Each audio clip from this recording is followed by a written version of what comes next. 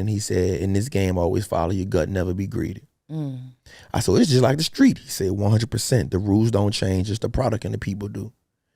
And he told me, in actuality, business people are actually more treacherous than the streets, because in the streets, you know they're going to kill you. In business, they'll do it with a smile. No, this is about to be interesting. Before we even go any further, tell everybody what you do, Trap. We teach people how to invest in the stock market, but more so, I like to say we like to help people heal from their financial trauma. You have had a tremendous amount of success. Donnie was my first coach, y'all. I was your first business coach. I should buy you an award. Because he was my most challenging client ever. And I'm like, man, Trap, you show up as you all the time. Wall Street looks like you. And so he's like, yeah, that's right. Wall Street looks like me. And then he's like, Wall Street looks like us. And I'm like, Trap, that's it. That's it. Wall Street looks like us. Now. Before we begin this episode of Full Transparency with Donni today, I want you to notice that you are not watching this episode on the Social Proof Podcast Network. It is not on the Social Proof Network, but the podcast show itself is still a show from the Social Proof Network. There hasn't been any split. There's no bad news. There's nothing you guys should be concerned about. David and I are testing new strategies as a media brand. We want to build multiple networks, and we want to show that we can do this over and over and over again. So you are now watching Full Transparency with Donni on the Donni Wiggins actual YouTube platform. And again, here we are at another humble beginning. And guess what? We're going to keep going and growing and going and growing. So before we get started, I want you to hit the subscribe button right here so you can receive notifications of whenever we have information popping up for you on the Donni Wiggins channel. And with that said, welcome to another episode of Full Transparency with Donni Wiggins. I am so excited to be here. I'm probably more excited about this conversation than I have been about any conversation that I've had in a very long time, because I have someone really, really special sitting next to me. And I have to say this about you. Okay. On my way here this morning, I was thinking about your journey, thinking about what I know about you, and thinking about the things that I know that you've had to go through. And I just want to first give you your flowers as a Black man that has completely turned his life around. Someone who used to, I would even go as far as saying, not value life at all, to placing your number one value into positively impacting the lives of other people. You deserve your flowers in the literal sense. And I applaud you. To one of my besties, one of my favorite people in the world, I want to welcome you guys and introduce some to the Wallstreet Trapper. I feel like I heard a I feel like I heard that happen just now. You know I love you. I do. You're definitely my favorite woman in the world. Yes. I think we have grown. You've watched me grow. You've always been in my corner. Made my first 7 figures with you. So that's always going to be a lot. And then just the friendship that we have. So thank you so much. And you're right. I went through a long phase of my life, period of my life, where I didn't value my life because I didn't know how to. And when you don't know how to value your life, you have all the wrong things in place as metrics or measuring sticks of which you place value on. Yeah. And living in freedom, nor was love high on my list. Living in freedom. No, this is about to be interesting. Before we even go any further, tell everybody what you do, Trap. The main thing is we just help people buy their freedom back using the stock market, whether it's buy and hold, whether it's using the options game. We know we live in a state where racism may seem like it's the thing that's in your face, but classism is the thing that truly is suffocating people.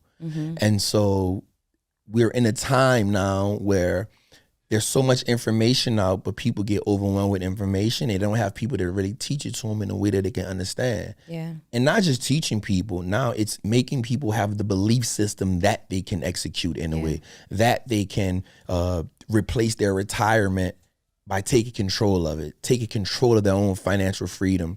So that's what we teach people. We teach people how to invest in the stock market, but more so, I like to say we like to help people heal from their financial trauma. Heal from their financial trauma. Growing up, were you a good student?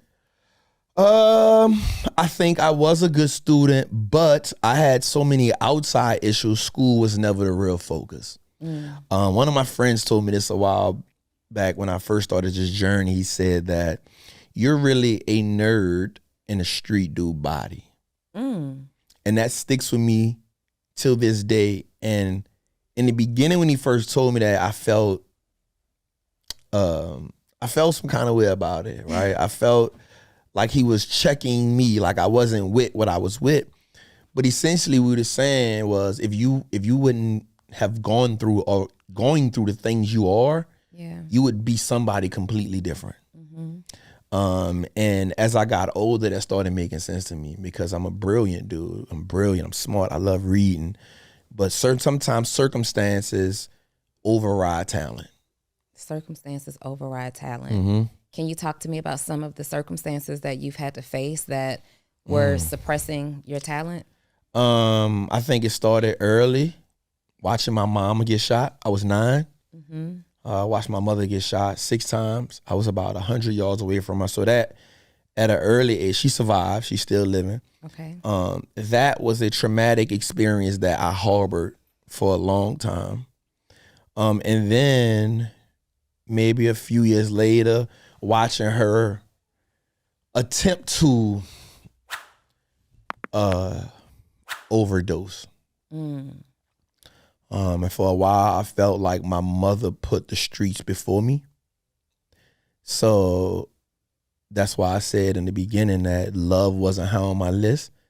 Because I've watched someone who you innately love. I know there was love for me there, but her circumstances and her addictions and her demons put me on a back burner. So then at 16, I go to prison for attempt murder on robbery. But from 13 to 16, I was literally homeless. You were literally homeless, like literally living on the street? So I was sleeping. So I went live with my uncle in Delaware for about 45 days. But it wasn't that he put me out, but he sent me back home because I was too much trouble. I went out there and caught an assault charge, a robbery charge. I was already hustling, selling crack out there, gambling out there, doing just a lot of unnecessary stuff. So my uncle was like, bro, you got to go home. You messing my house up. What was the motivation behind the streets? Like, is this just being a product of being born and raised in New Orleans? Was a job not an option at that age? So I remember I've never said this before. I remember at like about 14 years old, I took my birth certificate and I changed the name. I changed my date of birth on it. And I got this job at McDonald's. I was 14. I told them I was 17. Okay. And I used to take all the chicken nuggets because they used to come in this bag. The chicken nuggets, all the meat, all the ice cream that comes in a bag. And I would sell it to my homies in the hood. Flipping nuggets for real. I would make my partners notice. I would make them come to the McDonald's and we would send it out the back door. I was sending it out the back door. And then the reason why work was never really a real option for me is because I watched my mama and my grandmother hustle my whole life. And being a product of New Orleans, you don't see success too much in New Orleans. Yeah, New Orleans is different. Yeah. Like, people talk about the hoods that they're from all the time. You got Detroit, you got College Park, Georgia, you got Philly and all these different places. But New Orleans is really a world of its own. Yeah. Culturally, it's one of the richest, to me, it's the richest city culturally that you'll go to. I agree. I'm so grateful for being from New Orleans. We don't want to mess this interview up. I am. Why you always have a problem? Why do you always have a problem with me saying where I'm from? You from Atlanta. We got that in common. Okay, carry on. We're back to the culture. Culturally, it is the richest city you'll ever go to. Okay. Because 90% of the people in New Orleans are still in New Orleans, you know. But the environments, and I used this analogy before. Well, this example is, once you pass up one exit in New Orleans, it's called Canal Boulevard. Every other exit in New Orleans leads to the hood. Every other exit on the interstate puts you directly in the hood. That shows the dynamic of that city. Yeah. And so because it suffocates you mentally, it suffocates you morally, it suffocates you spiritually, and it definitely strangles you financially. And so you fighting for scraps every day. Yeah. Which is why you don't value life. Which is why I didn't value freedom. Which is why I didn't value love. When did you begin to value life? Truly, when I had my daughter. Okay. So I had my daughter 2016. Because that was introduced then to a human being who didn't ask to come here. And I had to then go against everything that I had been taught, everything that I had learned, everything that had made me who I am, because I wanted her to have a version of me that I never was. Yeah. I wanted her to have a version of me that I always wish I would have had. And so it was, we got to work on our emotions. We got to work on our attitude. We got to learn to co-parent in a great way. Yeah. We got to make sacrifices. Everything that I wish I had. In your own father? In your own just? In my, because I never met my father. Okay. I told him he could die. So you know who he is? Well, what happened was my mom called me when I was about 34. And she says, Leon. Normally when people call me by my first name, I know there's about to be a serious conversation need to be had. Sure.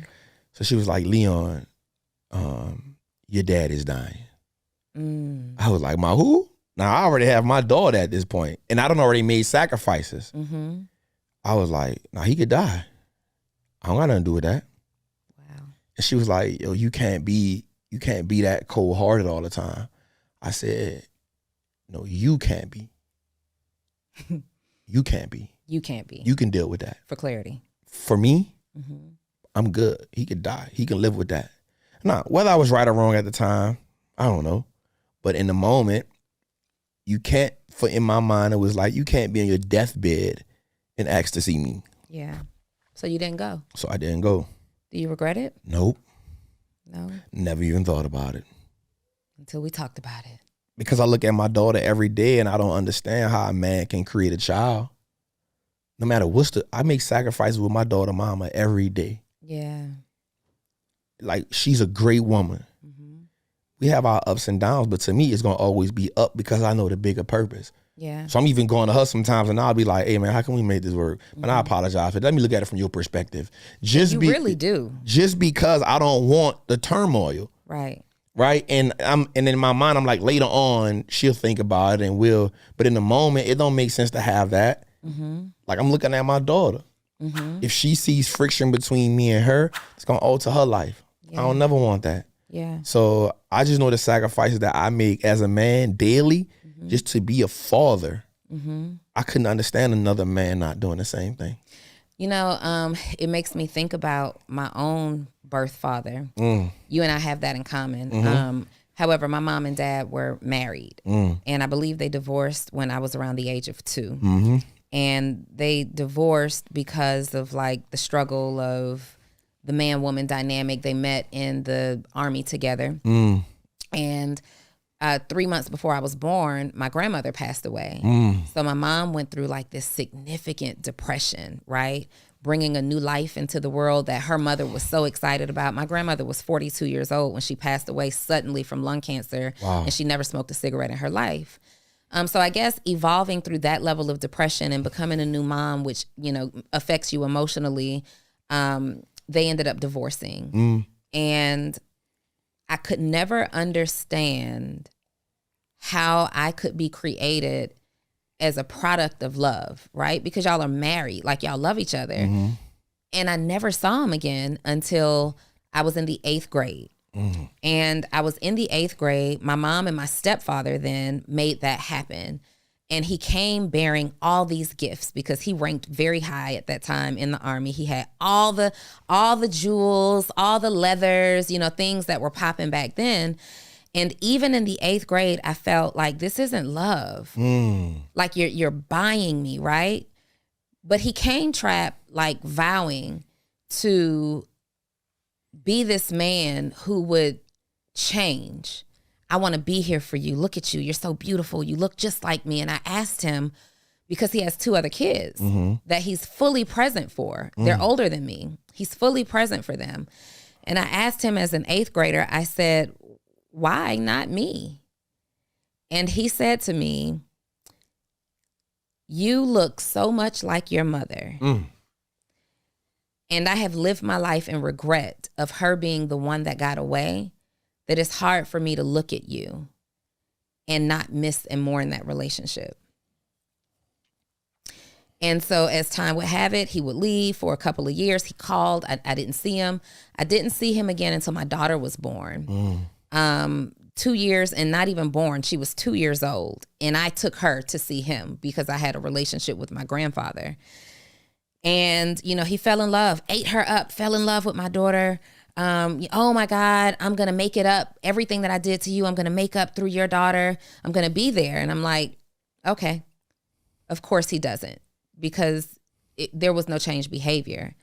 A few years later, my grandfather is now dying. My daughter is maybe 6 years old.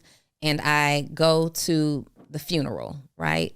I take my daughter and one of her friends. What does he do? He comes bearing all these gifts for her. She has, at that time, an interest in photography. So he comes with all the cameras and stuff from Japan and just all the things. And at that time, I got brave because I just wasn't brave enough to speak for myself about how I felt about him. And by that time now, I'm somebody's mother and I just don't understand. Like, there's nothing that could make me not love this little girl. Why wouldn't you love me?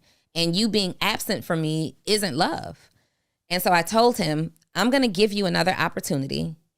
But if you mess it up with this little girl who now knows your name, she's bonded with you, she's old enough to ask about you. If you mess it up with her, you can forget I ever existed, right?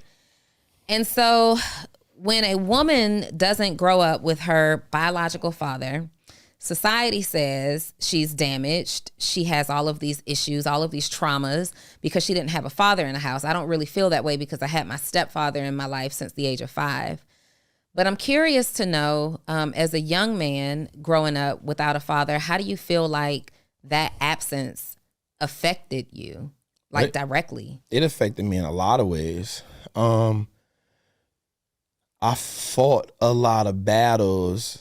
One, not having a father, but then not even having siblings. Right? So I looked up to the older dudes in the neighborhood for guidance. I wanted to be alone. I wanted to belong, but I still wanted to be alone. Yeah.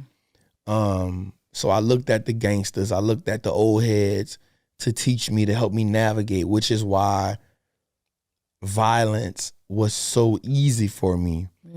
Part of it was, what do you call it? Rebellion. Yeah, for sure. It was misplaced anger. And so, you know, I think about it sometimes, like being in prison and my father not writing me to tell me how to get through this. Me having to learn and being in prison and watching. You know, I've seen dudes get raped before. I've seen dudes get set on fire before. And like wanting to have a father to ask him, how do I navigate this? How do I, you know, being homeless and being like, damn, I wish I had my dad here. You know, even coming home from prison, not having him there, you know, learning how do I deal with women? You know what I'm saying?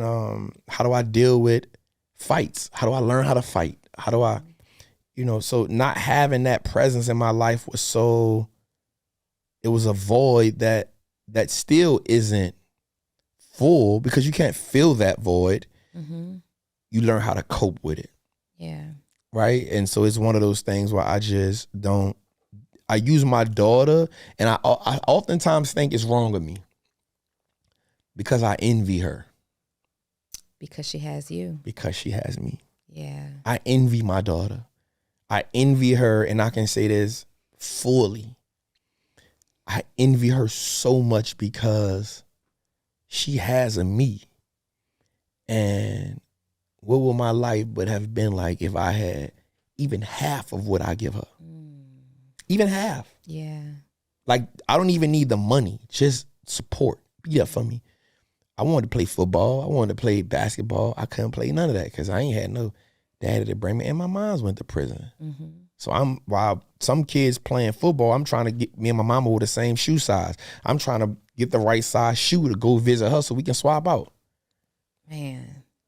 You know what I'm saying? And so when I had 18, my mama had 18 months left in jail. I go to prison for 10 years.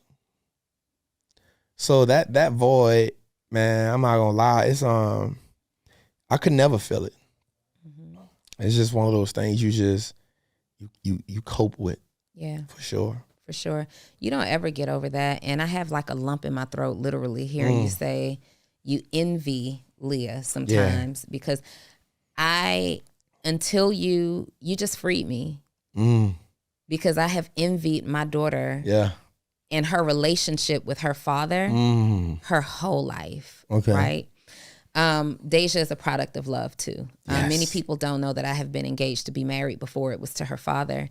And the relationship didn't work out. And all I asked of him, I may have even tried to make a relationship work longer than it should have because I knew that even with a child being produced or created in love, that did not guarantee that her parents would both be there for her. Mm-hmm. And so I went through this fear for so many years, like, when's the time going to come that he's just going to stop coming around, right? When's the time going to come where his life is more important than the life that he created? But she has an amazing father. Mm-hmm. Her father is amazing, right? And I'm so thankful for him, and I will love him forever for the way that he loves his daughter. Yeah. And we've never had like those issues of, I didn't have to, in reality, I didn't have to question his participation. There were my own guilty conscience, or troubled conscience, not guilty, but troubled conscience. We didn't have to do the whole child support thing because he did what he was supposed to do. Mm-hmm. And just watching that dynamic, like there have been times where I could have moved away to pursue other bigger opportunities. And I just couldn't because I could not be the reason that she couldn't reach out and go see her dad any day of the week. So I sacrificed and I said no to a lot. I could have lived in Cali. I could have lived in Texas. I could have done so many things, but I could not bring myself to put separation in that relationship. Like anything that was more than a 30-minute drive was unacceptable. Mm-hmm. And I used to look at her and I would see her play with her dad, or I would be at the parent teacher conference. I mean, every single one, even with us split, and he remarried, every single doctor's appointment, every single emergency, every single drop off at school. Like we had a system where, as we were together, we would drop her off at school. We had like this thing. We go to Waffle House because that was her spot. Mm-hmm. We take her to breakfast at Waffle House. We'd have breakfast as a family. We'd drop her off. And so we made these commitments, like, we said to each other, it was a show, Lisa Ray, Dwayne Martin, I believe, a couple of people called All of Us. I remember that. You remember that show? Yeah. And it was about a broken family household, and they were going to remarry, and it's like, nothing will break this bond. It's all of us or nothing. Like, we're going to bring the whole group of us together, all four of us together because of these kids, or nothing. And we lived like that, and he honored that. And even when we decided to call it quits, it was still Waffle House on the first day of school. It was still dropping her off together on the first day of school. It was still a united front. And I would just look at her in awe, like, you don't even know how blessed you are. But she not supposed to. I had to tell my daughter this one time, like, she's supposed to understand that she's blessed, but she's not supposed to, because that's what we supposed to do. It's normal. That's I told my daughter this one time, and I had to stop telling her this. I was like, man, your life ain't normal. be grateful for everything. Yeah. But I stopped like telling her all the time. And I just started saying like, asking her in the morning, what are you grateful for? Mm-hmm. Everything. Give me 3 things you're grateful for in your life. Tell me 3 things about yourself that you love. Mm-hmm. And tell me, why do you love God? Yeah. And the reason why is because I was putting my hard work on her. Mm-hmm. Like, you see what I'm doing for you? Look what I'm doing for you. Yes. Look what I did for you. You done heard that a time or two, honey. You know how hard I'm over here working for you? But that ain't her problem. You got the audacity to sleep past 10 a.m. and I'm working this hard. But that ain't her. She didn't ask you for that. She didn't ask for that. And so I stopped pushing that on my daughter. But that's just you overcompensating for what you didn't have. It's like, not only are you going to do the work, there's a part of us that makes us feel like, and you got to see that. You got to see that. Work. You got to know that. You got to know it. And so I stopped it, and I started letting her just understand, just be grateful. Mm-hmm. Be grateful for the life you have. Mm-hmm. Because my daughter, she's been on a journey with me as well. Mm-hmm. Like, she slept on air mattresses with me in 2018. Yeah. Like, she knows what it was like. If she was young, she probably don't grasp it all in her mind. I just want to be with my daddy. But she was there with me on that journey. So I always just tell her, like, just be grateful. Be grateful for the food. Be grateful for the roof over your head. Be grateful for that. And I stopped telling her, like, you don't know how blessed you is. No, she do. Yeah. They do. And as parents, I think. But that void was, that dad void. But even my mama was a void in my life. Mm-hmm. You know, I went through, which affected me, you know, I talked to you about it, about with relationships. Mm-hmm. I felt abandoned. Yeah. And as a 41-year-old man, that was hard for me to wonder why I keep having the same cycle over and over and over again. In relationships. Yeah. And it's not only was, I was 13 when my mama go to prison. My grandmother died right after that. I kind of blamed them for leaving me, putting me in that situation. Yeah. And then while I was doing my time, my mom only wrote me a couple times. And when I came home, before I went to prison, the one female who I really was like into, she set me up, which is why I wound up going to prison. Man, that's tough. So I had, and I don't like to blame that on it now, but I know for a fact those were issues that, again, like the father issue, you just learn to cope with them. You were like, all right, this is life, this the game. Mm-hmm. Which is why in my life now, I'm empathetic, but I don't have sympathy for people. I'm empathetic, but I don't have sympathy for people. Yeah. Tell me more about that. So people, what I've learned is things happen. Life happens to us all. But how long do you dwell on the things that happen before you say, I have the power to change this situation? Mm-hmm. And I've always lived my life like that. I was like, I know certain things are going to happen. Yep. I can't avoid that. Let me move to them so I can get past them, because once I get to them and get past them, there's something else amazing waiting for me behind it. But once I get into that amazing thing, guess what? Something else is going to happen again. Mm-hmm. And so people will have a lot of excuses, but I feel like they be legitimate sometimes. But why would you want that as a crutch to stand on? But how'd you become this man, Trap? Like, how do you evolve from this guy who did all the crime, right? Yes. Spent all this time in prison. How long were you in prison? 10 years. 10 years. Yeah. You spent literally your young adult life in prison. 16 to 26. 16 to 26. How do you become this guy that, like, what was the first thing? Because there's somebody who's watching this right now, right? Mm-hmm. And they're not going through nearly the level of trauma that you experienced, but it's trauma to them in their own right. Yeah. What was the very first, like, glimmer of hope or light that you saw that said, I'm going to be better? It was 2015.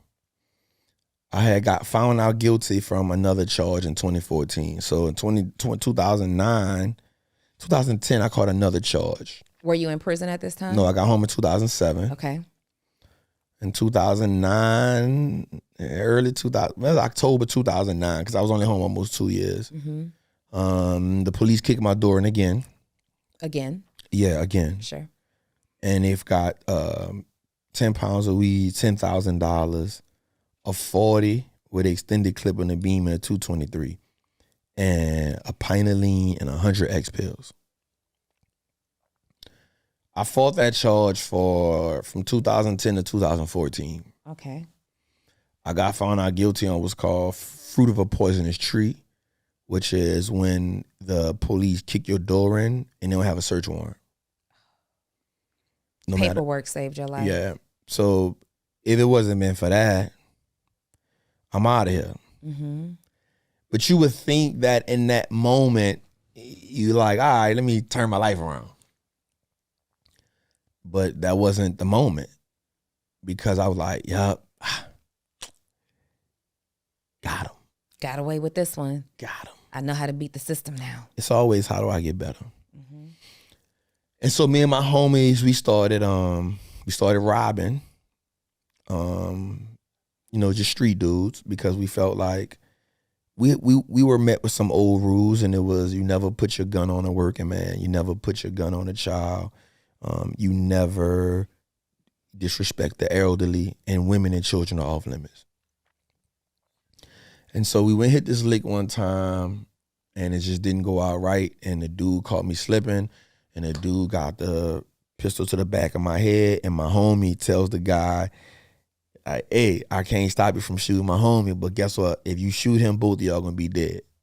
Mm. And so the dude just valued his life in that moment. Another amazing, that's God's grace. That's God's grace. And I remember after that, I went to my homie, whatever we got from it, because he passed away later. I say, bro, I'm done. I'm good. I done got found out guilty. Another charge got overturned. I done did the 10 years. I done been in a many shootouts. I got shot in my leg. Another one grazed me right here. I done got stabbed.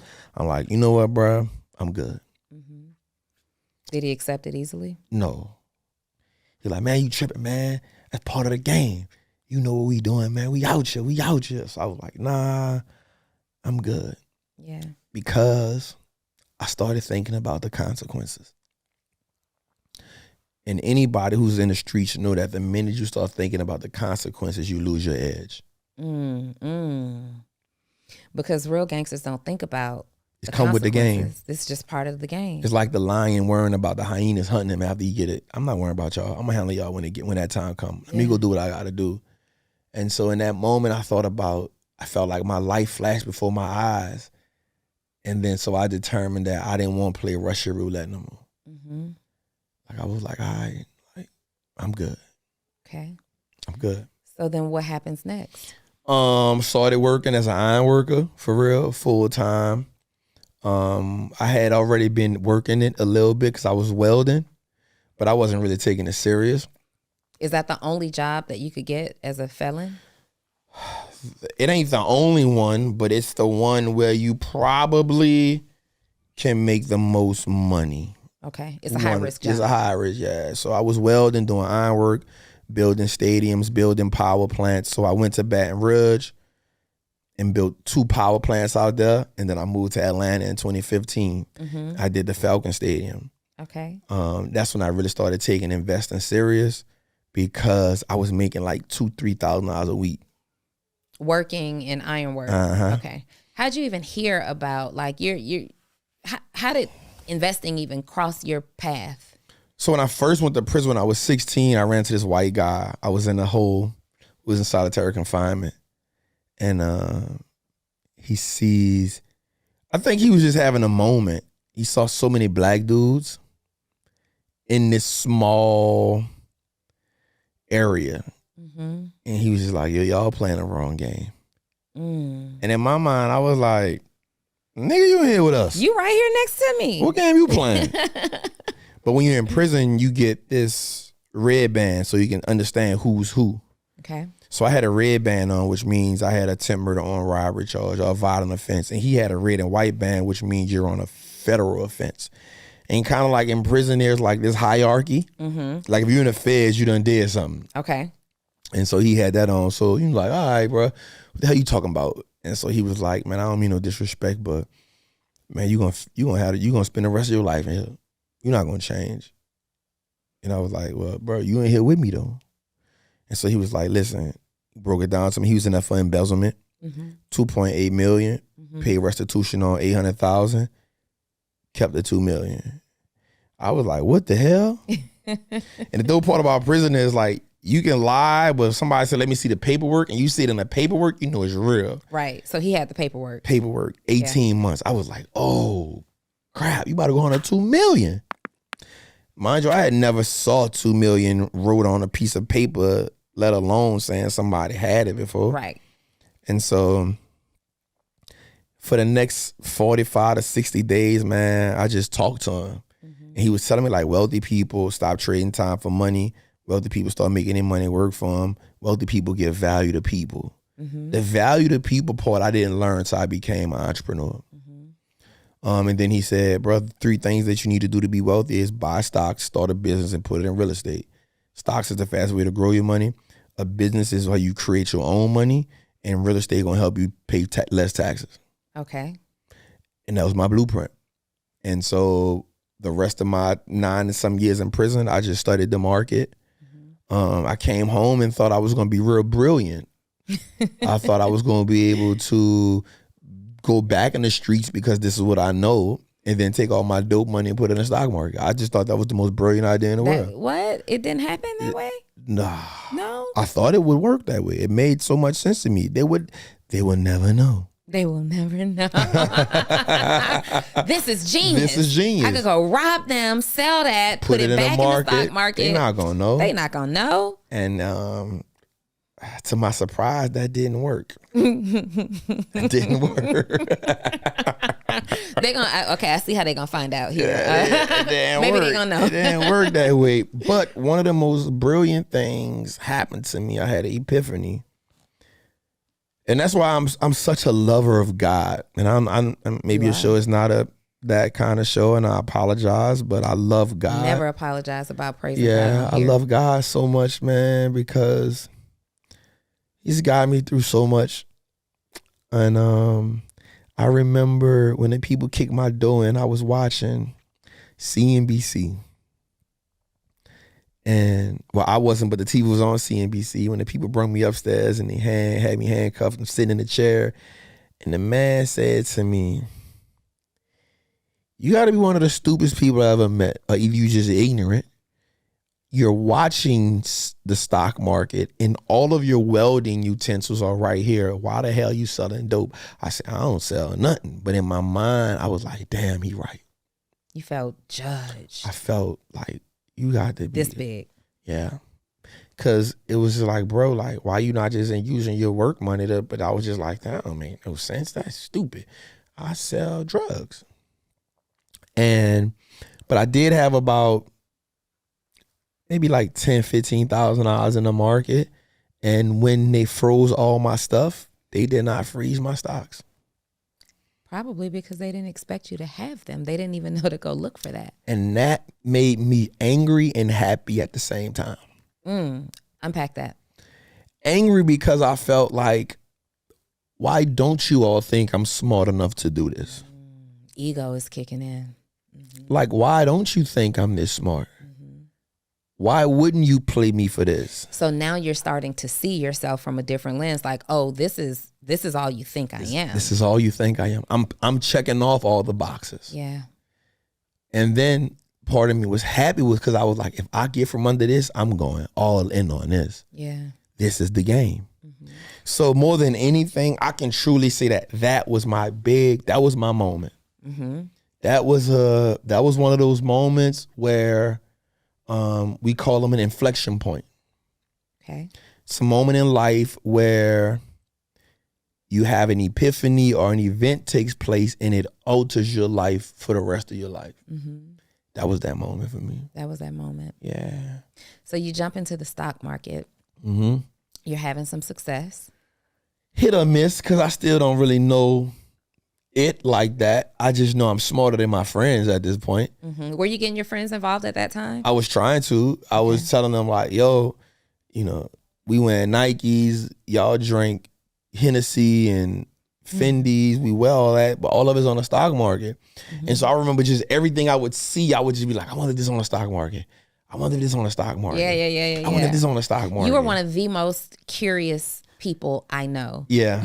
We cannot have a conversation if me and Trap are on the phone and we hit a point. Yeah. It's like, okay, well, wait, let me Google that real quick. Let me see. Look. And then before you know it, we're getting off the phone ordering 3 and 4 books. This is true.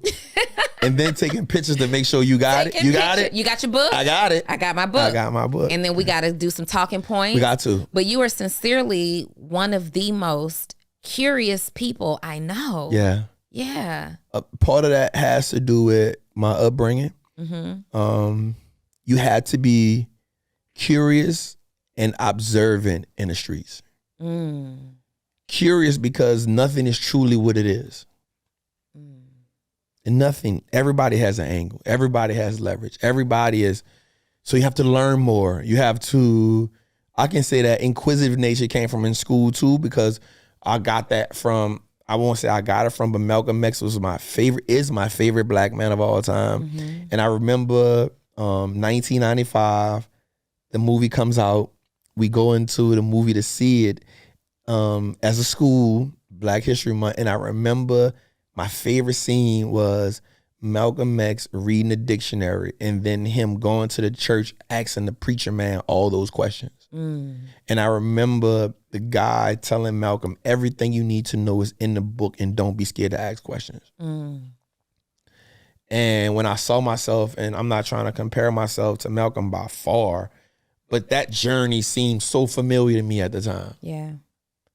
And so the streets just taught me that. It taught me how to, observe and use your instinct, use your gut, use your senses, because they won't lead you wrong. Yes. And so questions help you truly dig beneath the surface of a thing. Questions help you dig beneath the surface of a thing. Mm-hmm. Yeah. Because everything has a surface, and most people take surface level information, a surface level diagnosis, a surface level observation, and they run with it. They don't question nothing. But when you question, everything that you question helps you get a deeper understanding. And the more you understand about something, the better you are able to maneuver around it, the more you are able to take advantage of it, leverage it. So being inquisitive, being observant, being curious has always been something I would never been afraid of or ashamed of. Yeah. Who was your first mentor? It depends on what level we speaking. Okay. If we talking life, I can talk about, before prison, my life is in phases. So we gotta ask ourselves, are we talking before prison, during prison, after prison, as an entrepreneur? Okay. You gotta be more specific. Give me all of them. Okay. In prison, who is your mentor? I had this guy named Ronnie. Ronnie was from the Magnolia Project. Ronnie was probably the smartest man I ever met. He introduced me into knowledge of self in the 5% Nation. And that was groundbreaking for me. Okay. The first time I ever heard a man say, "You are God." And I said, "What?" What? He said, "You are God. Yes. Treat yourself like that." Yeah. And then he just introduced me into this information that just blew my mind. Clarence 13X, the unorthodox Islam, which is the Islam that Malcolm X converted to after he got out the nation. 5% Nation even taught me more about the nation, told me about the Moors, told me just about myself. And I remember this book he got me on called Nile Valley Contributions to Civilization by Anthony T. Browder, and another book called The Browder Files. Those two books was the first time that I realized that Egyptians were black people. And I was like, whoa, this is deep. Yeah. And he just opened me up to just who I am. And I started seeing myself different. Started seeing myself as like a king. And I was like, oh, okay, I get it. After prison, I came home from prison, just OGs in the street that had done made it. But then when I became an entrepreneur, Got to give it to my bro Pocky from Hood Estates. Yeah. You know, we ain't seeing eye to eye right now. We just grew. That happens. But he was so pivotal in my life. Because I watched him be a man to his wife. I watched him de-escalate situations. I watched him be a father. Yeah. I watched him be a businessman. I watched him be a friend to me. I watched him be a man of God. I watched him cry. I watched him be frustrated. I watched him make relationships in business. Yeah. I watched him try to put his family on. I watched him intake somebody that he did not know and say, God told me to tell you something, bro. Yeah. And so those 2 years that we just were with each other so much, I can truly say that that dude introduced me to this life. Okay. From a perspective of getting those mansions in Orlando, I get them now for my family. Yeah. Getting on my first yacht. Yeah. That was all him. And I remember and he didn't ask me for a dime. He just said to me one day, you won't go half on me with these houses. One day, you'll get them yourself. And at the time, I wasn't even going half with him yet. Yeah.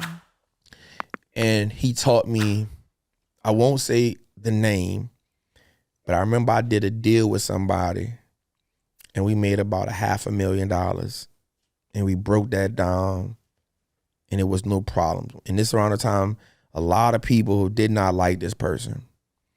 And I told my bro, I said, bro, I just made $500,000. And he was like, all right, how you feel? So we split it up, and I think together me and dude wound up splitting about $200,000 together. And I said, dude won't do it again, but I don't want to do it again. And he said, in this game, always follow your gut, never be greedy. I said, it's just like the street. He said, 100%. The rules don't change, it's the product and the people do. And he told me, in actuality, business people are actually more treacherous than the streets, because in the streets, you know they're going to kill you. In business, they'll do it with a smile. And it just, I was like, all right, yeah. I was like, damn, I bet. Got it. You know what I'm saying? Yeah. Got it. And so they'll be partnered with you. They'll partner with you. They'll paperwork murder you. They will paperwork murder you. Yeah. And he told me that, and I was just like, all right, bet. And then dang, Trap, that's strong. Yeah. That's insane. That's scary. Yeah, and it caught me. He told me, he used to be like, Trap, like Pac told me, he was like, you come from something that most people in this world will be intimidated by because of what you come from. And they won't know how to navigate around you. But your loyalty and who you are in this game can hurt you, because people in this game play the paperwork game. And in your world, there is no paperwork. Where you come from, there is no paperwork. It's a handshake. It's an energy. That's not like that here. And so watching him navigate business deals was so important for me. And then he told me one day, as you become successful, this will get boring to you. It won't be about the money. It won't be about the yachts. It won't be about the private jets. What's going to truly get you happy is seeing other people, you exposing other people to it. Yeah. Because you can only do so much for yourself. Which leads me to, you have had a tremendous amount of success. Donnie was my first coach, y'all. I was your first business coach. You weren't the easiest person to coach, though. You were, in fact, Early Trap. At least for me, let me say this. I respect you so much for being at the level that you were at that time and choosing a woman to be your business coach, right? Yeah. Especially with all of the ingredients that make you who you are. Yeah. You come from a lane where that's not a woman's business. Yeah. You protect women and children. This you is don't true. include them This in is true. your business, This right? is true. And we met me, you, and David were out. Y'all were having dinner at a restaurant across the street from where I used to live. Yep. And Dave's like, yeah, we're in your area. Come through. You know, whatever. And we ended up meeting, and we're just sitting there talking business. Yep. We always talking business. Always talking business. And it's so interesting because people are always so shocked. I don't think enough people know what I do. Yeah. And I have said so many times that what I do doesn't require me to necessarily run ads or, you know, it's a lot of word of mouth, organic relationship building. Yeah. And we sat at that table for like 2 hours. Yep. I remember walking over there, and you immediately identified like, okay, there's something here. Yeah, I did. Yeah. Yeah. And Trap got right to it, y'all. Yep. Trap got right to it. That next day, we talked about what it looks like what does it look like for you to coach me? What does it look like? What's the price? And you didn't like that answer. I was like, that's too much.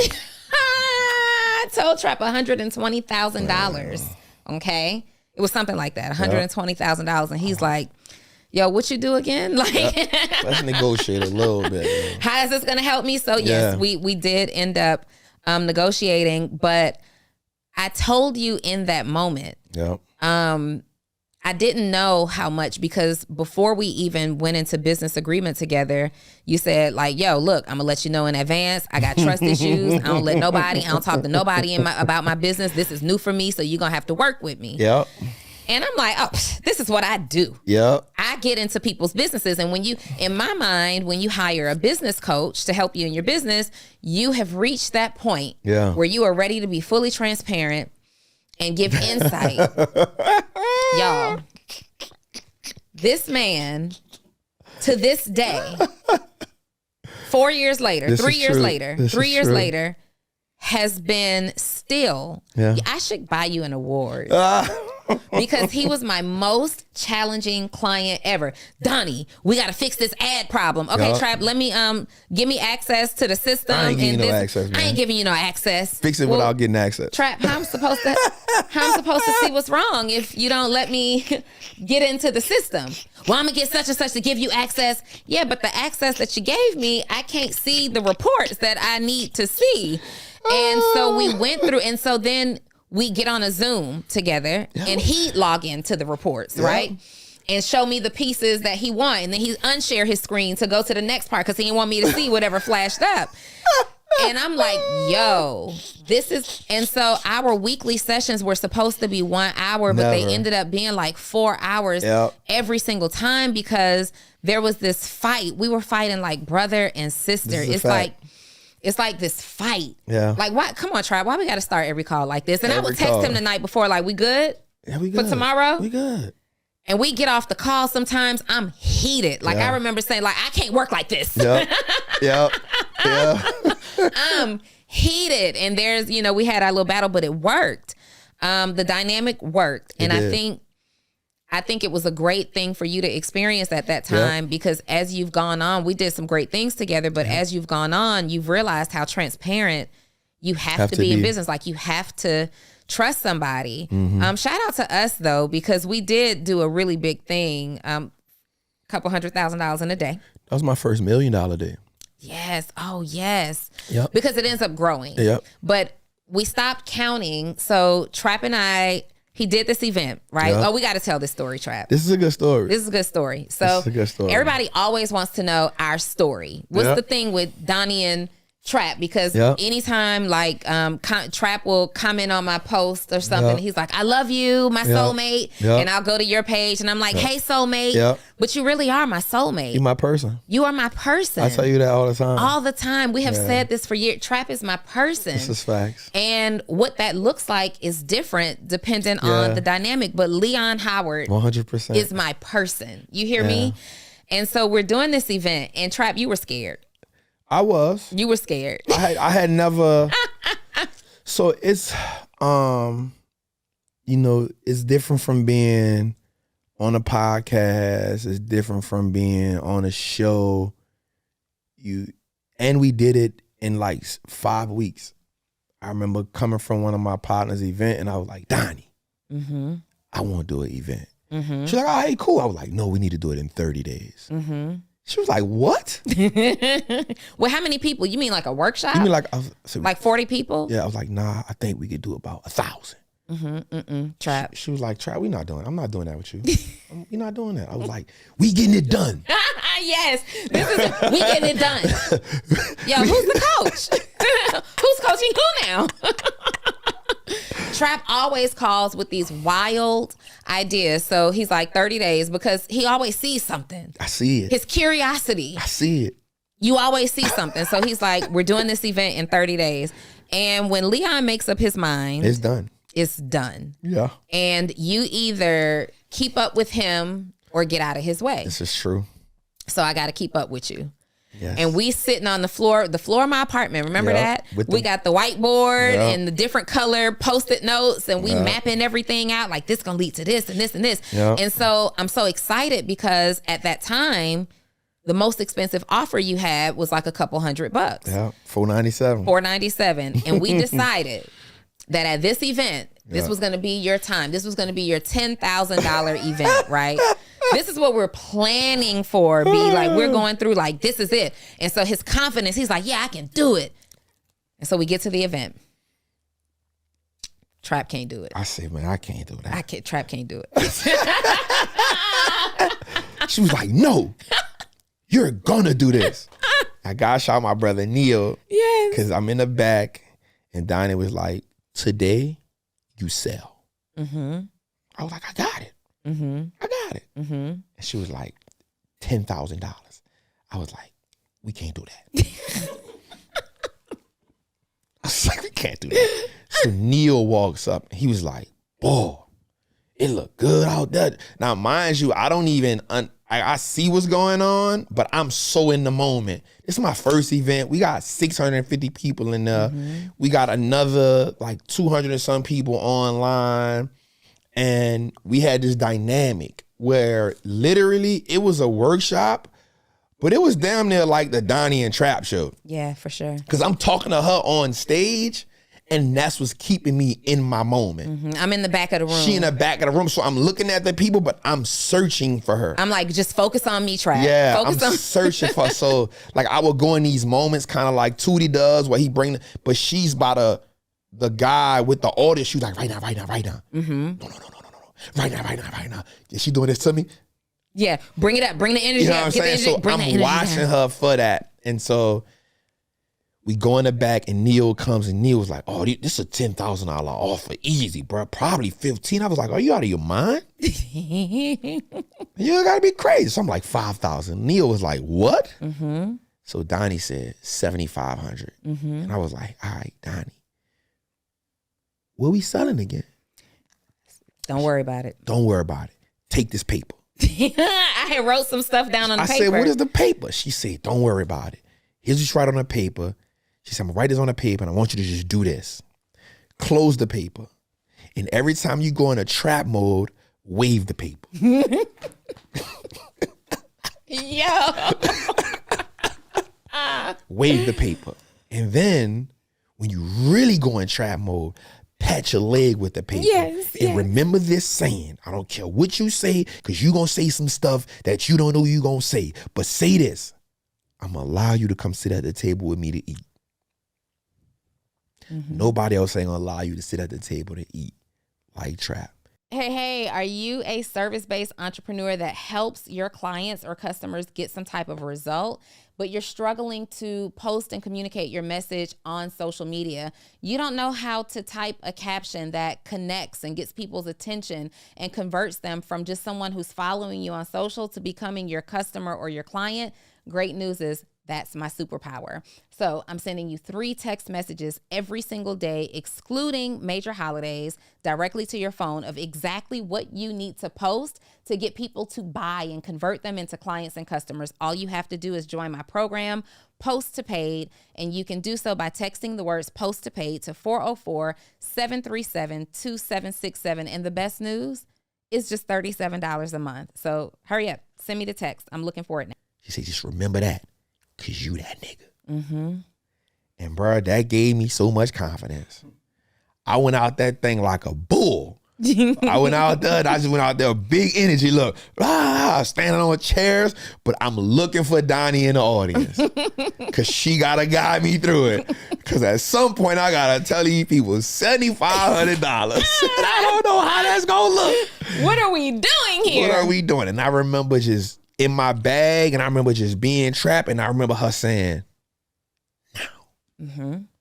And I said the word, and I said, and if you want to come sit at the table with me and eat, this mentorship is $7,500. And bruh, the people blitz the stage. They blitz the stage. It blitzed me so much, I just looked, I was stuck. I was like, and the security came.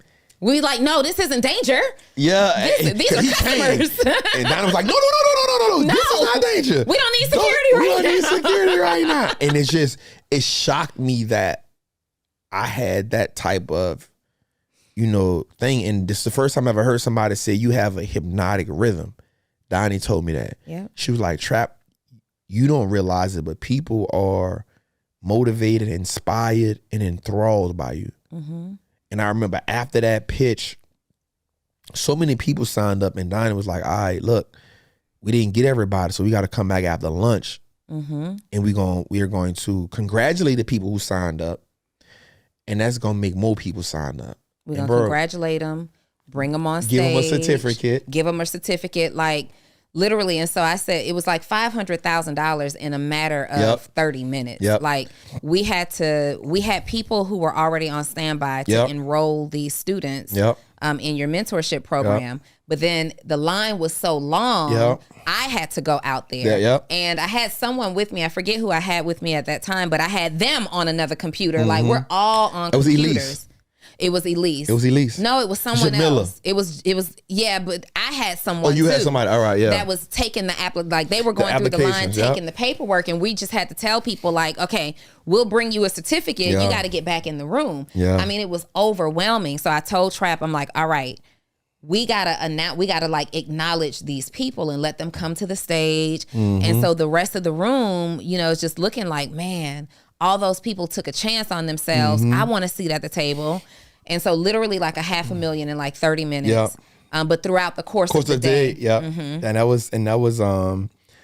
that was amazing for me because we had done been through so much, me and you just growing the business. Like Donni understood who I was. So we would do like the good cop, bad cop on the ad team people. Because they was just scared of me. No, everybody was scared, Trap. Like, no. Everybody was scared of you. I would be so embarrassed sometimes. Like, flat out. I don't even know if come on, Trap, you embarrassing us right now. You can't do that. I'm in the thing with the hoodie on. Let me say this. So Trap was at that place in his business where scaling was clear. Like we knew that you could scale this thing. But now you got to get paid marketing because Leon Howard, aka Wallstreet Trapper, had carried the brand so much organically. Now you got to get. So Trap is an instant results kind of guy. So he could not understand how he could give somebody $50,000 and ain't nothing happened. Right. And he didn't understand because and I told him like, let's not do $50,000 yet because it takes like 3 months for your ads to turn around. So Trap is like, nah, F that. I'm Wallstreet Trapper. Facts. We don't put this stuff. And so he gives them the max budget at that time. And he's like, yo, Donni, we got to get on the phone with the ads team. Now. And I'm like, and I'm like, before we do this, Trap, before we do this, let me see. No, you don't need to see nothing. Let's get on the phone with them. So we're going back and forth for a couple of days. We really don't see any activity. And this level ads team isn't trying to hold your hand to explain everything, right? Yo, we get on this Zoom. Trap shows up. Everybody else has a well-lit background. We're professional. We're showing up with smiles on their faces. The guy from the ad team might have even been drinking some coffee. Trap shows up with a hood on his head, but an oversized hoodie with the top of the brim of the hoodie over his eyes. So you can't, and he's sitting like this. And he's just sitting slumped over in the dark. Like, so it was daytime, but he didn't have a light on nor the windows open. So it's dark in the room. And so I'm trying to talk to the ads team because this is now Trap in rare form, and now I'm frightened. Okay, I'm frightened. And please don't show out in front of these white people like this with me on the phone. Like, please don't do this with me on the phone. So I'm trying to talk, right? And me and the ad guy, we're going back and forth, and we're going back and forth. And Trap comes up and he's like, yo, my man. Yo, my man, I'm going to be honest with you. I ain't trying to hear none of that.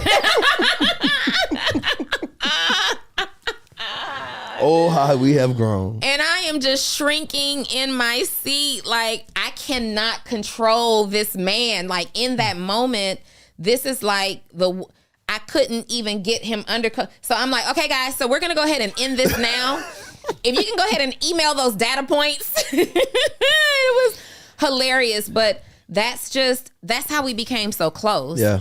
You had to get your feet wet, literally. Yeah.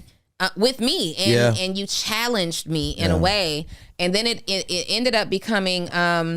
We had so many exciting moments. Yeah. Wallstreet looks like us now. 2:00 in the morning. Phone no, call. It was not 2:00 in the morning. 4:00. It was 4:00 in the morning. You still had the bonnet on. I had my bonnet. So let me tell y'all how disrespectful this client was. Okay, he gonna FaceTime you. It doesn't matter what time of day. He needed to see my reaction to everything he said. Yeah. So and Trap would call in the middle of the night, which was fine because I would call him in the middle of the night because we were always so excited about these ideas. And so one day, like 4:00 in the morning, if you knew me, Trap is the reason that my phone is on the type of do not disturb that you can't just call twice to get through. Because he understood that. He gonna call the first time, let that phone ring, hang up and call right back. Yes. So it's 4:00 in the morning. My phone rings. I'm startled. She said I'm startled. I answer the phone and I'm like, hello. And he's like, Donnie, what you doing? What do you think I'm doing at 4:00 in the morning? I'm asleep. I got an idea. I need you to get up. So he starts FaceTiming immediately. And you don't say no to Trap, right? So he starts FaceTiming, and I'm getting on. He's like, oh, you still got your bonnet on. That's good. You look good. Look. And you were at one of these mansions in Orlando that you talked about. And he's so inspired. He's up all night. And he ends up saying, we're talking about stuff. And you were talking about, I think this is when you had the appearance that you had to go to. Mm-hmm. And you had to literally go to Wall Street. Yep. And you were concerned about how you presented on Wall Street. And I'm like, man, Trap, you show up as you all the time. Wall Street looks like you. And so he's like, yeah, that's right. Wall Street looks like me. And then he's like, Wall Street looks like us. And I'm like, Trap, that's it. That's it. Wall Street looks like us. Now. Yep. Now. Because it's no longer the suit and tie with the button-up collar. Mm-hmm. This is what Wall Street looks like now. Wall Street looks like us now was birthed, and that was probably the most excited to this day I've ever seen you in your whole life. Yeah. That was it. It just fit. Everything went from Trapper to Wall Street looks like us now. And that's because in business, as long as it's about you, the business can only go so far. Mm. You have to bring people on a journey. People have to be inspired. And I was growing. Mm-hmm. All of those things are so funny because when I look at where I'm at now, some of those things still exist in me. They show up different. Mm. Like, I still don't just let people in my stuff. My people be asking me now, like, I need to get in. I be like, all right, I'm gonna last pass you. I'll last pass you. Trap ain't giving no passwords away. I'm not giving them away. He'll give you the key to his crib before he give you the passwords to the system. The last pass. But I learned so much in that, and I was still developing. I gave myself grace to make those mistakes. Mm-hmm. I always had a bigger vision of myself. Mm-hmm. And I know that I needed to walk through certain things to get where I gotta go. Mm-hmm. So for me, it's always like let's get the mistakes out the way early. Yeah. Like, let me go straight on to the mistakes. Because again, I know on the other side of the mistake is what I'm really after. Yeah. So learning that, being able to, even being coached, like, I know that was against the grain, but for me, it ain't even much about who giving me the message. Who do I think can help me be positioned? And again, the streets have taught me that, like, you can listen to a person and see who full of crap and who know what the hell they talking about. Yeah. And at that time where I was at in my life, you was a perfect person to help me. Yeah. Navigate this space, because this was all new to me. Mm-hmm. You know what I'm saying? So even now, those lessons that I learned with you on how to talk to an ad team, how to talk to an email team, how to do this, I learned that from me in the moment. Yeah.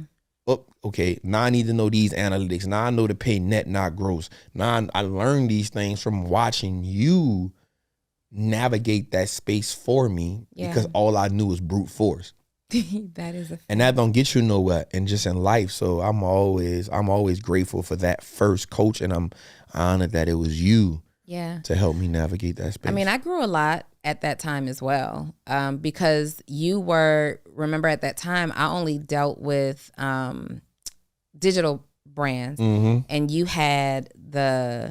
were really my first client that had the money. Well, several of y'all came around the same time, but I had statistically dealt with brands who were pretty successful brands, but probably spent a lot to get there, right? So there was still no money to grow the business. Yeah.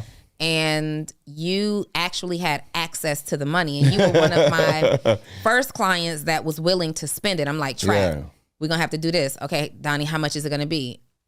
Probably like $50,000 a month.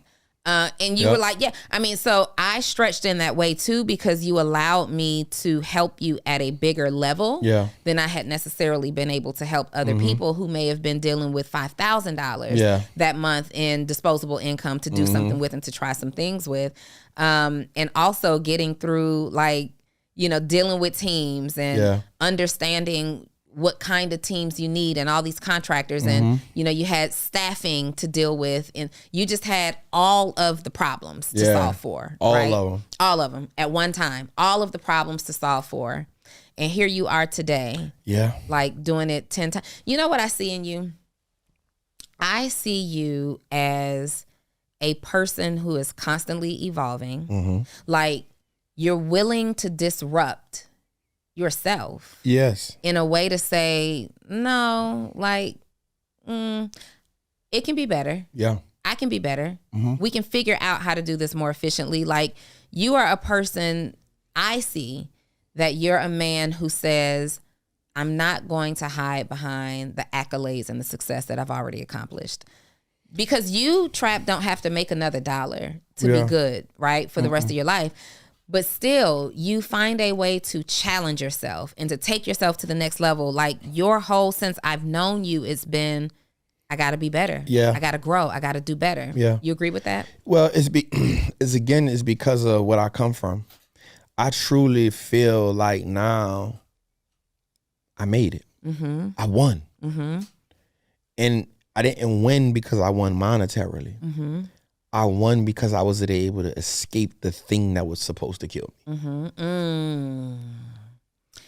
You won before you even started this game. I won before I became not just a statistic, but before I became a casualty of the game that was designed to execute me. So when I got here, I wanted to have fun. Yeah. But because of what my guy Pac told me, it was at the forefront of my brain.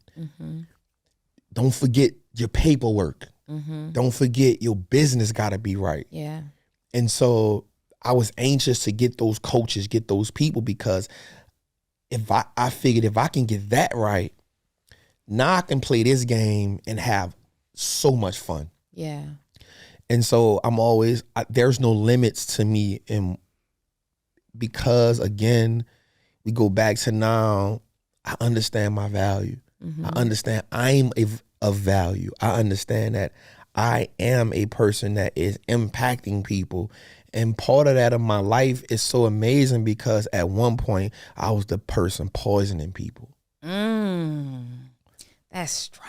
So my vigor for this thing is different than a lot of people. Yeah. You know, like, and it's not like I don't got nothing against nobody in the space, but I can say that there's very few people that have come from the depths of where I came from.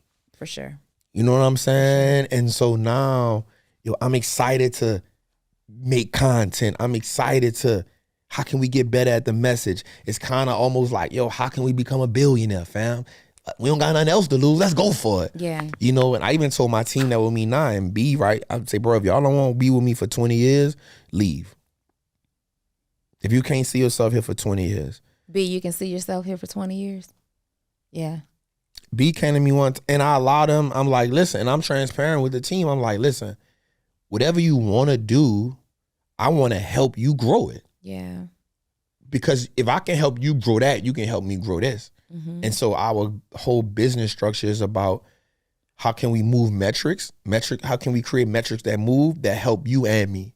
Mm-hmm. You know what I'm saying? I remember B came to me one day and he said, I like when B there because I give I never tell my team they working for me. Yeah. Like, we working on a mission. We working together. Mm-hmm. And B came to me one day and he said, I think it was after we did the prison, B came to me and said, this why I belong, Trap. He said, because you different. Mm-hmm. It ain't just about the money with you. This showed me you different. Yeah. This why I belong. Yeah. Just make sure I ain't starving, nigga. Make sure I get my money though. But you really are different. Well, do you know that about yourself? I think that I have a hard time, and my team kind of get on me about this. I have a hard time seeing me for who I am is because I am grateful to be here. So I can't see me how people see me.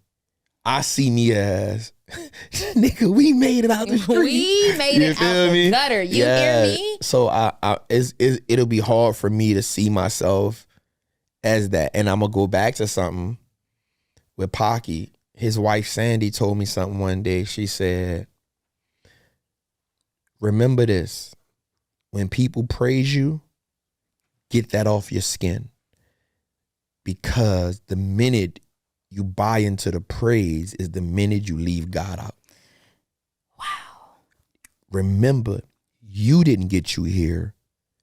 God got you here. Yes. And the minute you think you did it, it is the minute you set yourself up for failure.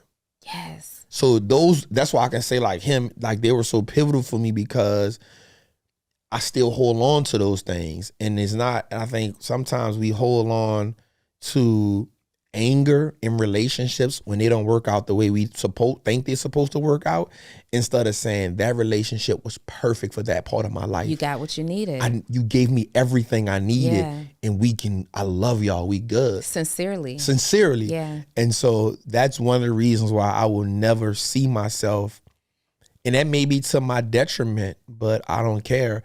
I will never see myself the way that the world sees me because I know for a fact I just want to impact people. Yeah. But that's also one of the reasons. There are so many, but that's one of the reasons why you are different. Yeah.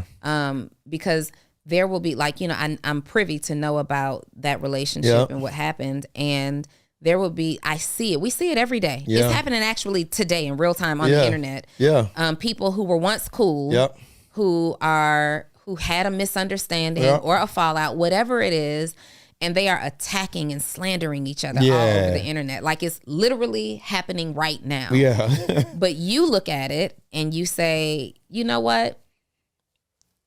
I got what I needed to get everything from that situation. Yeah. And for that, I am grateful. Like we can walk away. We're still brothers. We're still brother and sister. Yep. We're going to be able to walk away. And at the end of the day, for the rest of my life, all I'm doing is taking the best parts of what you brought to my life with me. Period. Because when we spend so much time on the wrong, we forget how good it was. Oh. We forget how good it was. Yes. Man, this man brought me to Disney World for the first time. Me and my daughter. I ain't never had been to Disney World before. I flew back to see that, man. I was like, yo, I'm gonna go to Disney World. He got up out the bed, was like, bet we going to Disney World. And he was like, what you doing? I'm like, I'm looking for tickets. He was like, what, boy?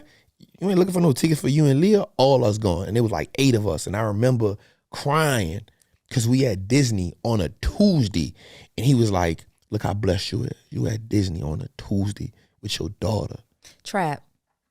This is your life now. This is my life. No, like seriously, I need you to see that. This is your life now. Yeah. You are not Leon who was in New Orleans robbing and dodging bullets and selling dope. Like, you are a man who is shifting a culture, the culture. Like, you're not doing it for your city. You're not putting on for your city. You're putting on for a generation right now.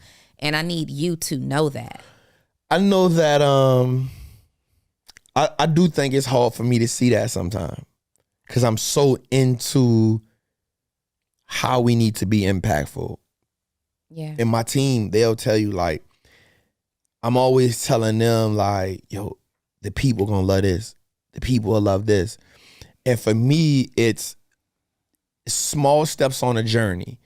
And so the accomplishments aren't, even when it comes to making money in the market. Yeah. I'll make the money in the market and don't be excited about it. For me, I'll be like, ooh, they gotta see this. Yeah. Because I know somebody need to see it. Yeah. You know what I love to hear you say?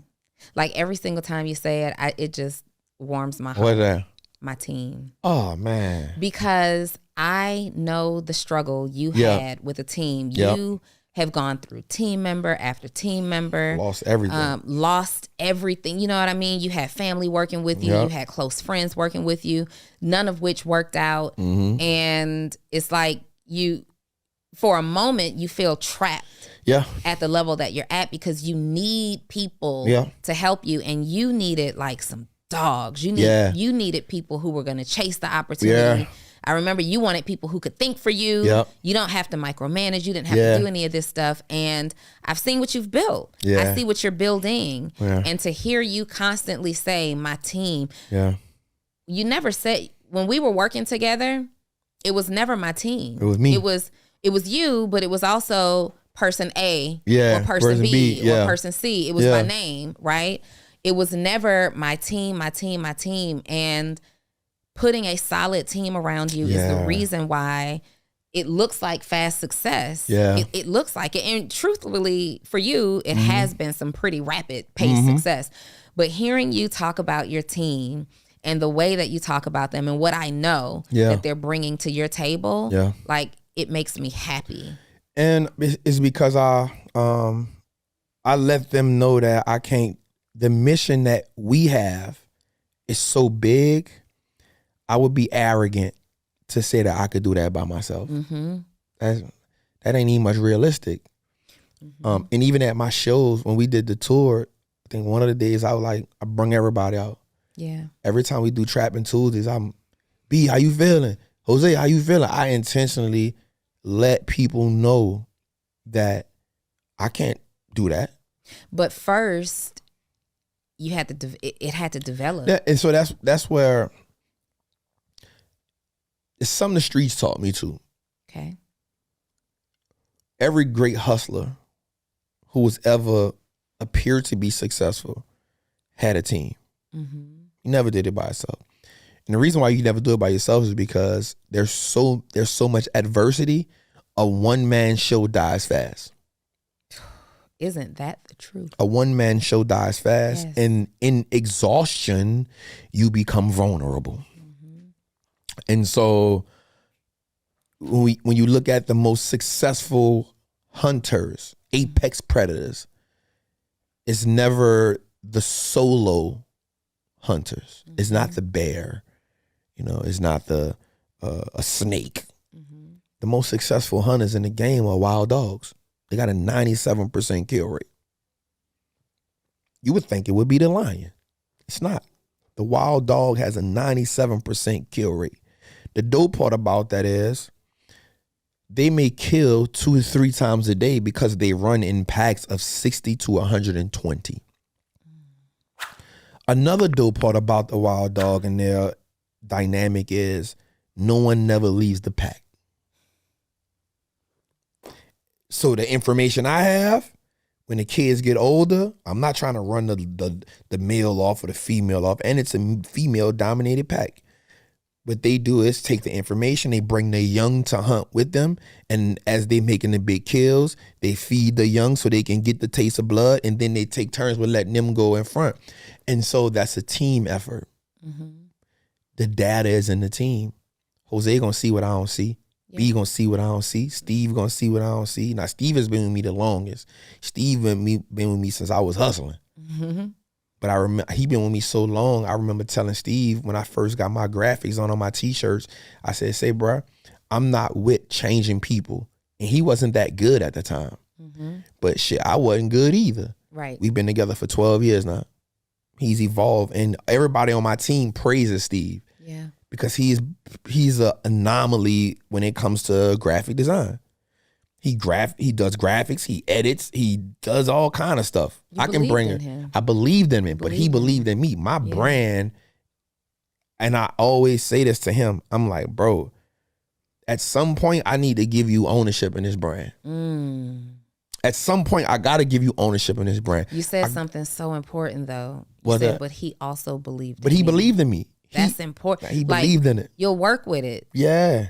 When they believe. He believed in me. Every logo, every design, every video, at least 90% of the videos, all the graphics, that's him. Mm-hmm. That's him. That's him. And he knows how much of a dog I am. He matched my dog energy. Mm-hmm. You know what I'm saying? And so, and the crazy part was we worked together for 10 years and didn't even meet each other. We didn't meet till last year. He came to the studio. He moved from Boston to Tampa. Okay. But he came to the studio. Mm-hmm. And then he came on tour with me. Mm-hmm. And that's the type of people. So, and that's why I can tell my team, if you don't see yourself here for 20 years, we good. Yeah. Because I know somebody been with me for 12. When I ain't had none of this. Yes. And I understand that your people, I got a shout out to CJ with ET. CJ told me something one time. He said, when you're building your team, make sure your horses don't go thirsty. Unpack that. CJ told me that. CJ said, when you running your team and you trying to go win championships, you trying to win that 3-peat, you trying to win that Triple Crown, make sure your horses don't go thirsty. Because the worst thing you could do is lose a great horse. Yes. CJ told me that. So I'm like, all right, bet. And then he just said, make sure your horse is going to run if they got metrics to meet. Because that's what they do. They run. Yeah. They built to run. They built for it. If you give them metrics to meet, they going to meet them. He said, try you the brain. But not just the brain, you the leader. So you don't got to know it all. That's why you put horses around that know how to think. Mm-hmm. You don't got to know it all. You put people that love what they do. They ain't here for just a check. Mm-hmm. That's why you the leader. You give them something to believe in. And every day we do with our team, we practice belief. I practice in them like, this what we believe in, y'all. Tell me how that looks though. Like, because I want to do that. Yeah. Tell me what that looks like, practicing belief. So before you even come into the brand, I make you understand what the brand is about, what we doing, who we want to impact. And then I give you that experience of what we want to do and what we believe in. So when we went on tour, everybody on the team got everything I had. I didn't fly on a private jet. We flew on a private jet. Mm-hmm. I didn't eat at a 5-star restaurant. We ate at 5-star restaurants. There's nothing that I did that they didn't do. And I included them in everything we did. Mm-hmm. And the reason why we did that was because I needed them to see that the impact that we were having. Yes. And so what I know about people is people always want to feel appreciated. Mm-hmm. People will take appreciation more before they take love. People will take appreciation before they take, and recognition. They'll love it. They love it. And so when my team, the belief came in, I'm not just, because I also know that there's a level of that's Wallstreet Trapper. I'm not naive to it. There's a level of, man, that's Wallstreet Trapper. Yeah. I'm with Trap. But then there's another level when it says, I'm helping Trap. Mm-hmm. I'm building that with Trap. Mm-hmm. And then I let them know, yo, we're building $1 billion business. Yo, I'm gonna sell this thing for 100 million. Somebody gonna give me 100 million, y'all, and all y'all gonna get a part of this. I ain't gonna take the 100 million and chill. You gonna get your couple million. You gonna get your couple million. We gonna do this. And so now it's the belief. And then I'm like, all right, y'all. There's no reason that I'm making all this money in the market and y'all ain't making no money in the market. So if you ain't making no money in the market, sooner or later, I'm gonna get rid of you. Cause there's no way I got people making money in the market. So now guess what we be saying? She ain't about to leave me behind. Trap on. I watch B curse E-Trade out because they took too long to open this account. Man, y'all tripping. Y'all making me miss money. So it's the belief. It's the and experiences. I'm not no better than y'all. I'm a hood ass nigga. Come experience this with me. So we about to go to Mardi Gras. All y'all, B, come to Mardi Gras with me. We about to do this. B, call me to do this. Jose, call me to do this. And B will be like, boy, that's some rich nigga shit right there, dog. I ain't never seen no shit like that before. I be like, me neither. That's why we doing it. That's why we all doing it. And so that's the belief part of it. That's all that is belief, not in just the brand, not in just me, but our capabilities. Yeah. And so once people see that, every morning we get on a call. Every morning. What's the value you bring to the brand? What's the value you bring to the teammates? Here's the book we reading this month. Here's the videos y'all got to read on personal development this month. This is what you're doing with your team. Every morning. Every morning. 9 o'clock. That call is at 9 o'clock. Zoom call. How long does it last? Are cameras on? Cameras are on. Bree, you hearing this?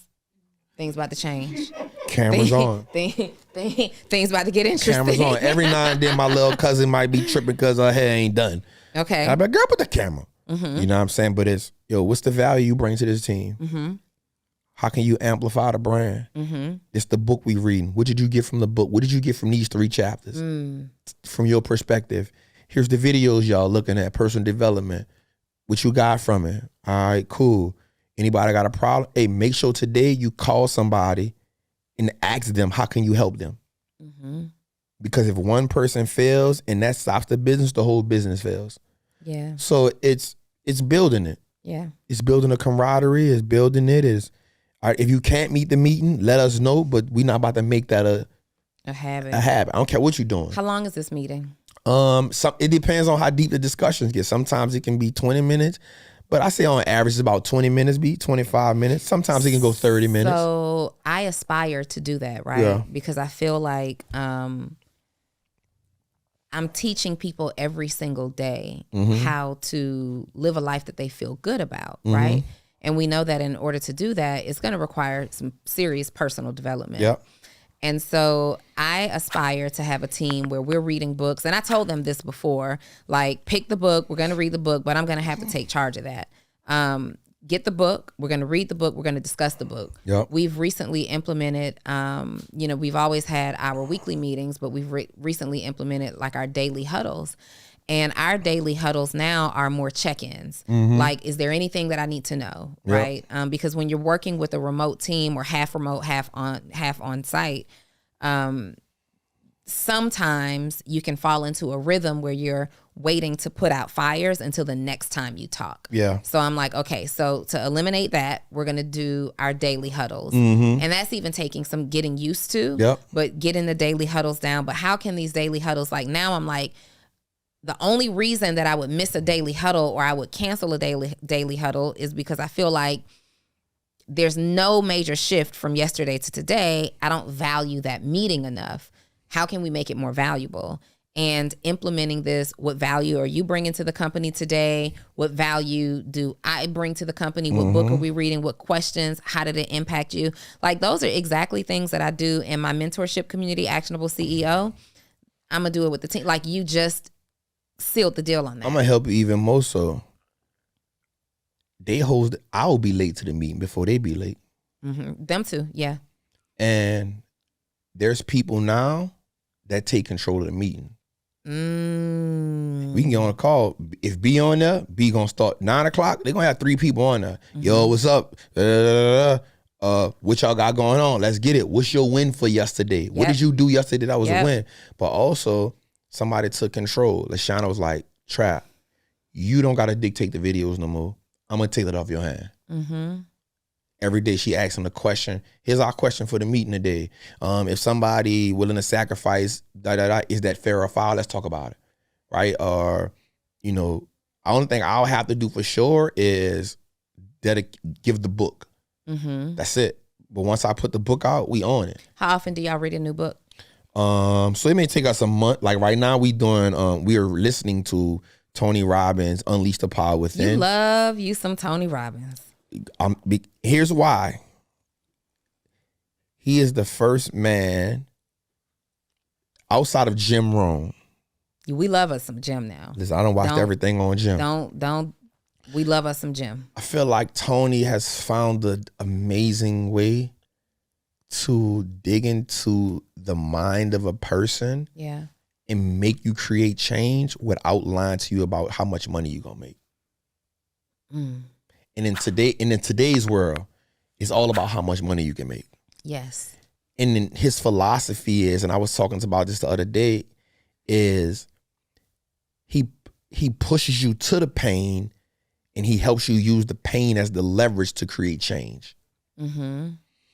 Well, most people try to run from the pain, right? And they think the avoidance of pain is how you get change. Yes. And actually, it's the confrontation with change, the confrontation with pain, the feeling, the consequence of the pain that now creates change. Mm. And so everybody on a team right now is like, yo, I love this book. And all he did was took a live event and made it audio. It's like 50 chapters. Of course it is. It's Tony Robbins. I'm like, it's like 50 chapters. So, and that's what my thing is. And our meetings is not so much about investing. It's about developing. Mm-hmm. And I tell them this. If you're comfortable, so I was saying is in the group, in our company, is mistakes are inevitable. Mistakes are inevitable. Growth is non-negotiable. Yes. You're going to make mistakes. I'm going to make them. Yes. But the growth, that's non-negotiable. Non-negotiable. Because who you are now, you can't be that person when you go get 100 million. Because if you're the same person, when we go get 100 million, I failed you. And if I failed you, I failed this company. And if I failed this company, we failed the people. Your entire journey represents growth in a tremendous way. Yeah. I mean, everybody, right? Like the whole intent of living life, the way it's designed, is that every single day that you're here, you're growing, you're learning something new, you're experiencing different things. Mm-hmm. But you are so intentional about growth. Yeah. So intentional about growth. Trap, walk me through a day in your life. Yes. So we usually did like if I have my daughter. Okay. Because those days are a little more complicated. So I'll get up in the morning, maybe 6 o'clock, 5:45-ish. I'm going to pray. Shout out to my friend Megan Ashley. She just gave me this book, In Awe of God. Mm-hmm. And she gave me this Tony Evans Bible. And this Bible has, of course, I study Islam and Christianity, but in this Bible, it has 16 principles of spiritual growth. Mm-hmm. And it has had me in a chokehold. Learning how, because you hear about spiritual growth, but you never get to walk through the steps of it. Sure. So I get up in the morning and I cannot get on my phone until after I've left out my house. No screen light before sunlight. Mm-hmm. That's my saying. And so I'm going to get up, I'm going to thank God and, wash up, pray, and I'm going to read at least 3 of those principles. If I got my daughter, I'll get her up at about 6:30. I'll take her clothes out, iron them. I'll make her breakfast because I feel like she likes turkey, bacon, and eggs. So that's our conversation. It is important for me that me and her have amazing talks in the morning and we talk about her day and, we laugh and joke. And then I'll bring her to school. And on that ride, we'll listen to some gospel music because God is just important. Mm-hmm. And we'll talk to her about the steps of setting her day up. Mm-hmm. Installing things in her about belief, hope, who she is. Once I drop her off, I go to the gym. In the gym, I'm either listening to E.T., who is my current mentor. I'm listening to E.T., I'm listening to Tony. Not so much music. I kind of go for the gym between 7:45 to 9 o'clock. 9 o'clock, I'm on my call with the team. Mm-hmm. That may last 30 minutes, depending on the day. Hey, CEO Donni Wiggins here, and I am so excited to announce my new mentorship group is dropping. You may have already heard about it, but I wanted you to hear it from the horse's mouth directly from me. My new mentorship group, Actionable CEO, for entrepreneurs who are interested in professional growth, personal growth, and financial growth. You want to learn from me. Y'all have been asking for this for the last 3 years, and I have finally brought Actionable CEO back to serve you every single week. Direct mentorship from me. You will also hear from other people who are in my community that I believe will be greatly impactful to you. You're going to get behind the scenes. We're going to be spending some time together live. This is not pre-recorded. This is live mentorship. So if you are an entrepreneur and you want to be connected, feel connected, you want to elevate your brand, you want to elevate your life, you want to elevate your level of success, Actionable CEO is for you. ActionableCEO.com. See you there. From 9:30 to about 10:30, 11 o'clock, I'm all stock market. I'm watching the market. I'm posting in Trappers Anonymous. I'm posting in the Patreon. I'm looking for some reels we can post. And then from there, if it's a studio date, 11, 12 o'clock, I'm studio. Studio time, we shooting. The crazy part about studio time is we'll spend the first 3 hours just talking, research, and B gonna give me about maybe 4 or 5 things that he found that we can look at. We send each other messages all day, every day about, look at this content. How can we tweak it? How can we do this? And then at some point in the day, I'm gonna complain about not having the links to the information, but they've already sent me the links. I just can't find it because I'm simple. And then Steve will have to call me, or B will call me and have to walk me through how do I get the link. And they've already did it to me about 5 times. It's just my inability to comprehend it. And then from there, I may go get my NAD shot. What's an NAD shot? So something I was introduced to by 2 people, Tony Robbins and Mike Rashid. So NAD is this shot that you take that as you get older, your cells start to deteriorate. And as they deteriorate, it's kind of harder for you to fight diseases. It's kind of hard for you to fight sicknesses. That's how you get dementia, things like that. So what the NAD does is they replenish, rebuild, and rejuvenate your cells. They actually call it like a fountain of youth. You were telling me about that. Yeah, so There's I'll take a place that. you can get it here. So I go to VitaFlow, but I actually had a dude that was doing it that was giving me 1,000 milligrams, but I was like, I just go to VitaFlow and do it. From there, I may have a little time, so I'll let my daughter stay at school so then I can get home, and I'll read. I need time to read. I need time to take in information. Depending on the day, I'll take a nap. I'll give me another workout in around about 3:30.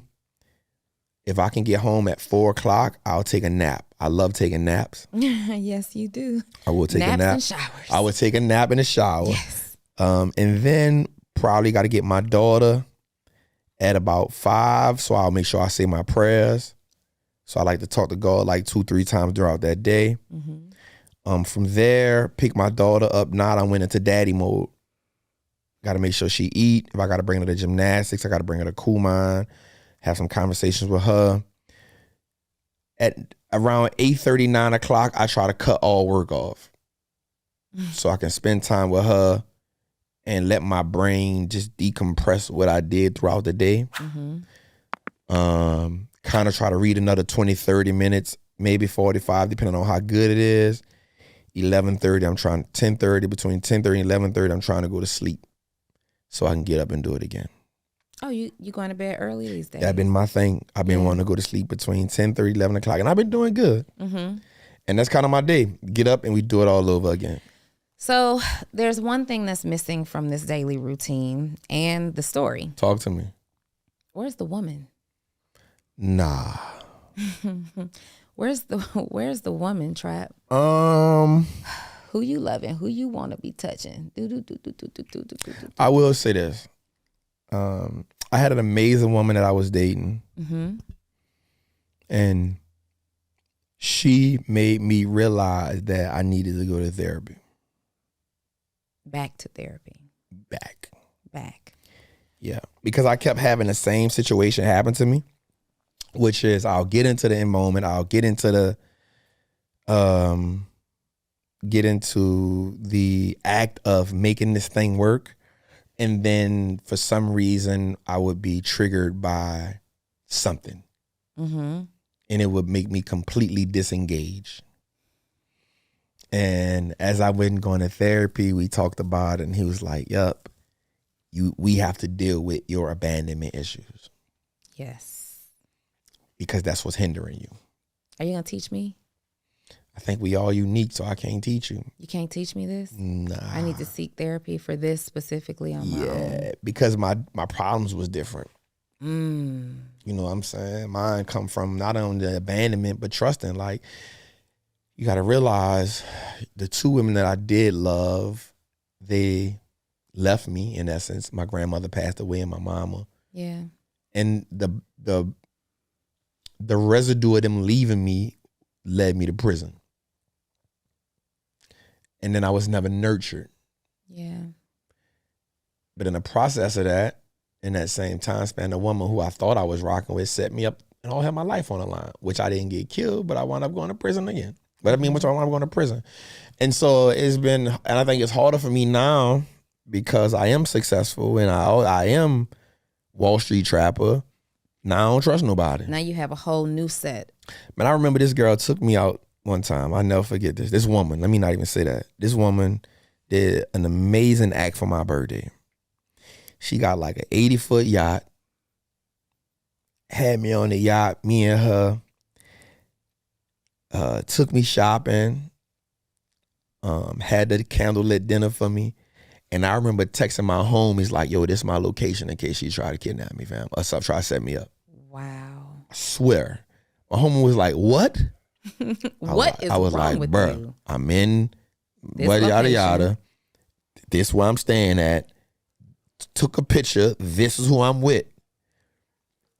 If something happened to me, this who did it. Mm-hmm. Go get it in blood, partner. Not go get it in blood. I put that on everything. I'm letting you know. I put that on it's everything. Whatever after I put that on everything. And this was a couple years ago. Yes. I put that on everything. Yes.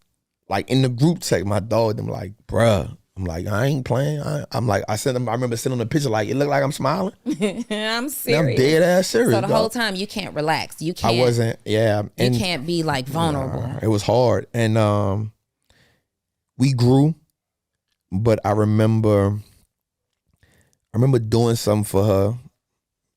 And I remember saying I remember having anxiety, like not being able to sleep. And I was showing up for her because she was an amazing woman.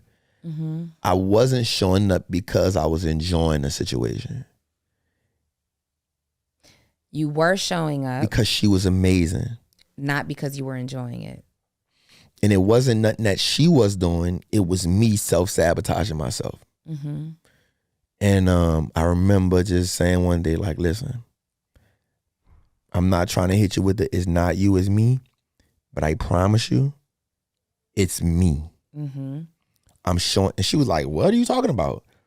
She's like, bro, we just did this, this, and this. I was like, I know I did that because you're a great woman. Yes. You deserve that. Yeah. I know what you've been through. Yeah. I'm going to show up for you. Mm-hmm. But it's draining me. You can't calm yourself. I can't. In that situation. And I was like, here's my situation. I really need to go to therapy. Mm-hmm. But I do want to tell you, thank you, because you made me realize that I need to go. And if I don't go, and this is my exact words, I'm going to die old rich nigga. Old lonely rich nigga. That's deep. That's what I told her. I said, if I don't go get this fixed, I'm going to die old lonely rich nigga. What about friends, though? You are a loner, mm-hmm. almost, yeah. I think I'm just unique in the way that I experience friendship. Again, I come from a situation where your friendship was predicated on your loyalty to one another. Are you willing to die for me? Are you willing to go to jail for me? Are you willing to kill for me? Are you willing to bust your gun for me? Are you willing to steal for me? Are you willing to rob for me? Yeah. Can I trust my life? I think in this phase of my life, I'm not holding this as an excuse. I'm still learning how to navigate where those are no longer an issue. I remember telling Five called me one day and he said, bro, I want you to know something, bro. Like, I really love you, bro. Like, you really stand on principles and morals. You stand on it, dog. And just know that we always watching. And I remember telling him, I appreciate you, bro, because this brotherhood don't require me to die. Oh. Did y'all hear that?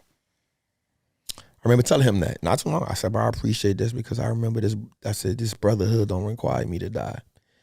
It don't require me to go to jail. It don't require me to bust my gun. It don't require me to prove nothing but other than support. Yeah. That's all it requires.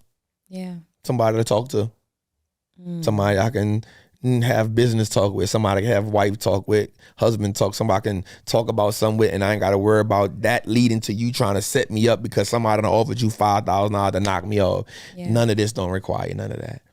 And so I'm good now. I get it, and I don't even look at there's skirmishes that happen on this journey, but I'm willing to even let them go sometime. And I'll tell you this. So I was having a me moment in a situation where I felt like somebody didn't honor what I brung to the friendship. And I held that. We didn't talk for a couple years. And everybody around us felt the absence and animosity. And I remember Tony Robbins. I'm listening to this book, chapter 36. And he says, in order to truly go to the next level, you got to let go of the anger. Same thing. It's crazy because Tony Robbins said me and my therapist said it at the same time. And he said, I'm challenging you today. I'm challenging you to go to a relationship that was amazing. And in that relationship, I want you to look at all the great parts of that relationship.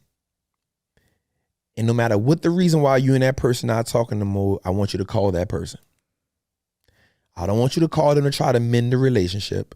Yeah. I want you to call them and tell them you appreciated the time that y'all spent together and you wish them well. Yes.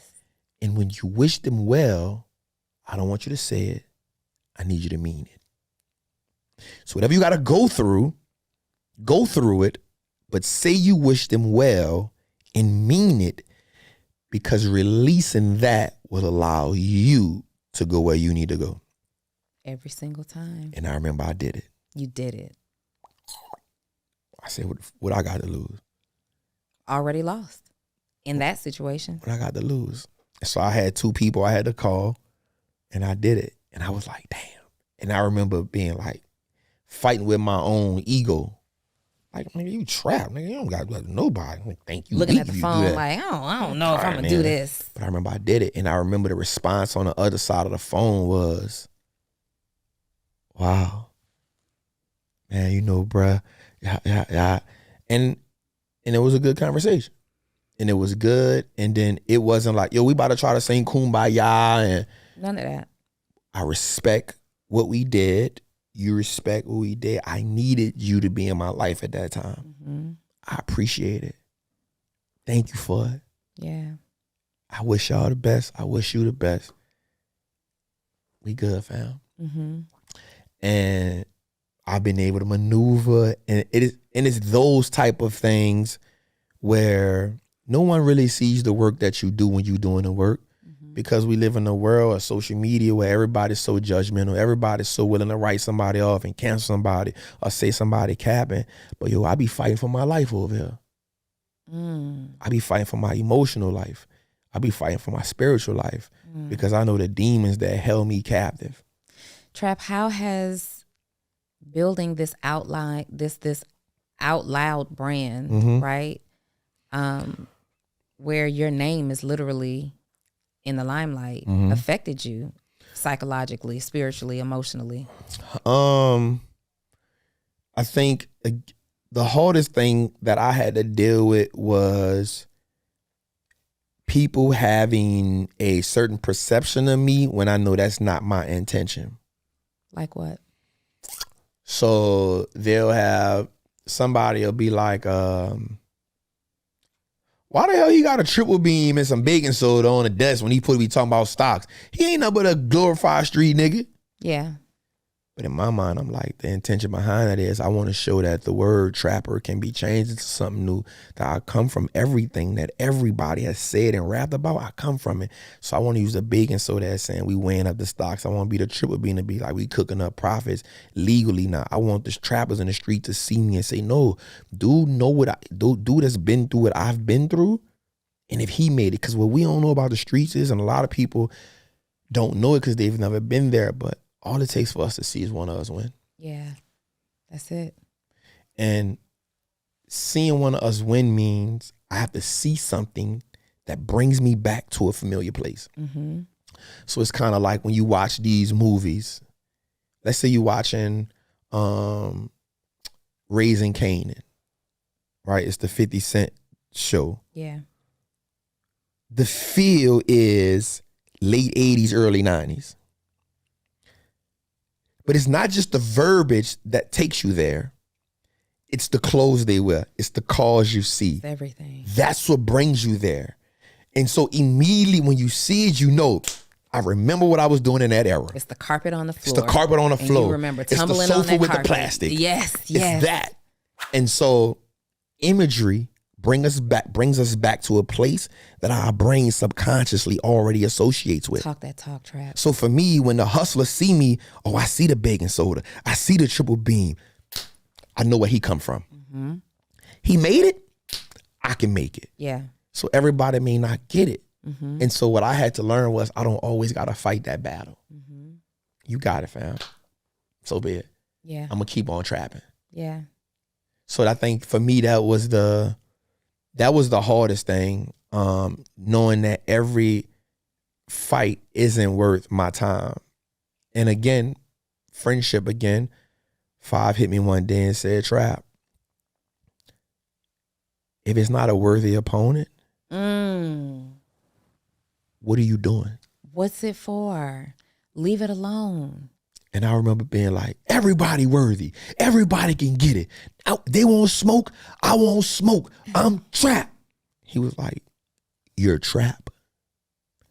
You got 1 million something people following you. Bro, you've been on Ellen. You've been on Breakfast Club. When you get off your throne, you allow yourself to be attacked by people who's supposed to be in awe of you. Oh, not people that's supposed to be fighting with. And I was just like, damn, I get it now. Yeah. I get it. And so for me, it's because I know what I've been through and I know I built this with integrity. You have. I know I built this never putting a stain on my name. I know what we built it from. So when somebody challenges that, it kind of hurts me. Yeah. But then I goes back to me saying I'd rather be empathetic than having sympathy. I understand why. We've been financially chastised as a class, as a culture. You're not really mad at me. I'm just getting the residue of what you've already experienced. So I got to lead with compassion. Yeah. I can't match that energy. Yeah. So I think that's been the biggest thing for me is staying in that pocket of compassion, empathy, and leadership. Yeah. And not letting it result to you attacking Trap. Yes. You just responding to me based off your other experiences. So that's kind of been the biggest thing. And insecurities. So that's kind of been my battle now.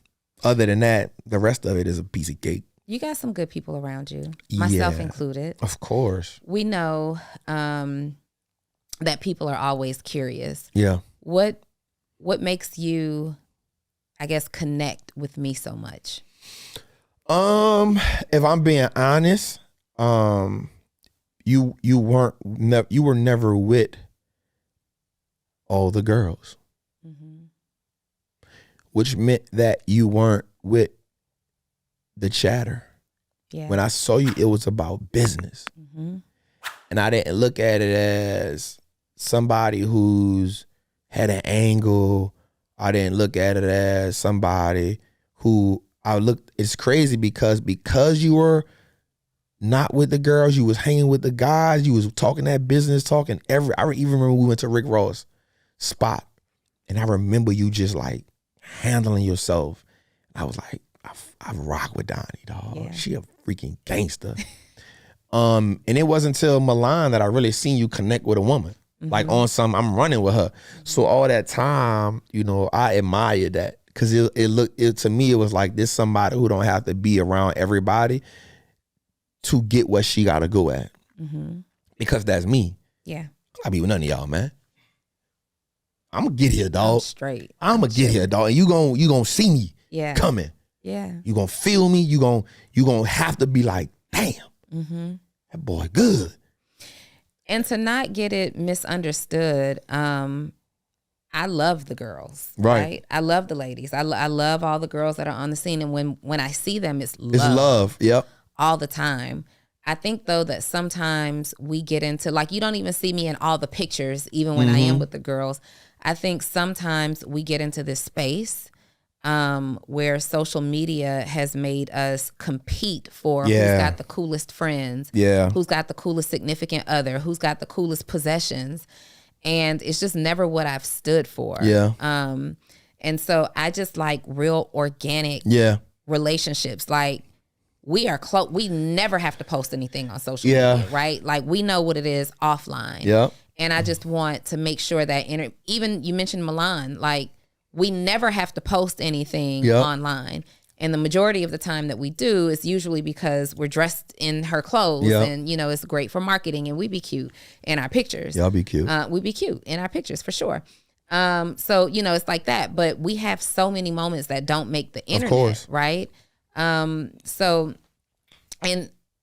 and until recently, the last couple of years, if I'm being totally transparent, I wasn't used to being in a space where women were the business leaders. So it was always like on every job that I've had, every business that I started, it was always like the guy was front line. And then there were great women who were in a support role. And in my business, I'm front line. Yep. So if I'm front line and I'm trying to network for clients and this, that, and the other, I need to be where all the frontline people are. And it's just really been in the last 4 years, if I'm being honest, that I've been around a dynamic group of women who are out here. And I'm like, oh my God. And that's why me and Milan connect so much. Yeah. It's like, I see you, you see me. We're both very ambitious, very serious about our business. We're both leaders, but we understand each other. Like, we would never accuse each other of having masculine energy and all this stuff. Like, we get that there's time and place and that everybody doesn't deserve to see every version of you. Right. So those are things I'm always interested in understanding your thought from your perspective, what our relationship means to you. I love it. It means a lot to me because it's definitely one of those relationships where you can have vulnerability. You can have your moments where you just want to talk your shit and you ain't got to worry about it, being said or seen, you know what I'm saying? And it's those moments where it's a friend, somebody you really love. And like, even if we don't talk every day, you'll text me and be like, Trap, I really miss you and I love you and you need to see me soon. Yep. Where's my birthday present? It's at my house. Damn. I got it to you. It's some perfume. Oh, can I get it? You can. When? Tomorrow. You got to bring it back. This is far. Because you live far. No, this is far. No. You can bring it to my house, but you live too far. I'm not driving out there.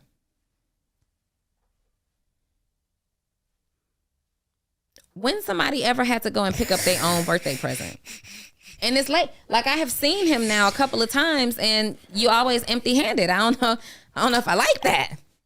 I be forgetting. I know. And here's the thing. It was on my mind today. I said, don't forget Donnie's. I almost texted you and said, bring my present. But then I said, what I look like collecting, like being a bill collector of my own gifts. Nah, that's on me. I'm going to do better. I'm going to do better. You would never cut me off. Stop I would never cut you off. But what I'm saying is generally I cut people off. That's on them. That's for sure on them. All right, last question. Yep. As you have become rich, you like that word? No. Well, you have. Don't put that money on. Own it. As you okay, as you've become wealthier, your metric financially empowered. As you have become financially empowered, you now have the ability to make some decisions where money is concerned. Yep. Yes? Okay. Mm-hmm. As you have journeyed and you've become more and more extremely financially empowered, your metric for happiness has had to evolve over time. Oh, yeah. Like, before you got this, you ever had that feeling like, man, if I just had $1 million, of course, that would change everything. And then you get it and you're like, it didn't change everything. In fact, it exposed some other things that I was unaware of. So as you have acquired more wealth or financial soundness. There you go.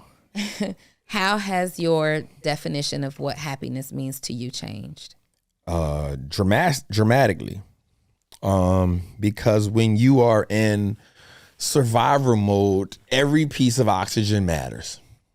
Oh, you talking that talk over here, right? Every piece of oxygen matters. Yeah. And then when you pivot, you start to realize, I have some other things I need to deal with. So I always say that people can't live a full life because they got money problems. So you can't focus on nothing if you got money problems. But when you get the money problems out of the way, now I can focus on my mental health. Oh, now I can focus on my spiritual health. Now I can focus on working out a little more. Now I can focus on how to be a better father. Now I can focus on how to mend this relationship. Matter of fact, now I can focus on healing my demons. I can focus. Now I can go out and meet people without no, agenda. You know what I'm saying? So I think once you get the money problems out of the way, you can start to discover who you are at essence. But it's hard to tell people. You telling somebody to live check to check, it ain't about the money. Nigga, what? It's all about the money. It's all about the money right now. On the 1st and the 15th. What are you talking Where my about? money? Where my money at? Show me a job that I've gone to where they say we don't have your money today. It's a fact. And it ain't been about the money. So I think that sometimes people lose connection with that. Yes. So now that I've gotten... But I will say, because I went to prison, I always had an idea of what happiness was. And part of it had to do with just being free. And then when I had a daughter, my happiness revolved around, I just want to always be in her life. So becoming who I am now intensified those two things for sure. I've gotten into traveling now. That's something I like doing. Because at one time I thought that, why would I ever leave New Orleans? Yeah. Now it's like, there's a whole world out there that I want to go see. I done went skydiving 3 times. When you went skydiving, Leon? In Dubai. Oh, okay. That makes sense. You went 3 times in one trip? All together. No, could be closed, but I done went out there 3 times just to go skydiving. Okay. And so you just start to, you know what? Let me experience this. He said, I go to Dubai just to go skydiving. You get on my nerves. I didn't mean it like that. So basically when I said you was rich. Nah. So meaning I enjoy going to Dubai. And when I go to Dubai, I have to skydive. Okay. It's a necessity. Okay. So it's like things like that. Like now I got my mama. I think I just spent $10,000 on her to get 15 sessions of like IV, NAD, B12 complex. I'm all about trying to get my people around me to be around me as long as I can. Because I know that I'm probably the biggest. I'm the closest they'll get to wealth and exposure, and I want them to see it so they can then change their belief. Yeah. So that's even family. Every Christmas, I go rent one of the mansions that's 17, 18 rooms, so they can have new belief. New belief. Like, damn, this is real. I don't got to share a bed no more. This is crazy.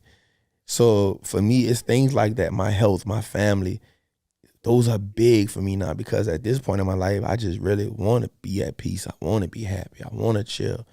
You know, I'm in a good situation financially where I can experience life at a different pace. I don't got to be in a rush to do nothing.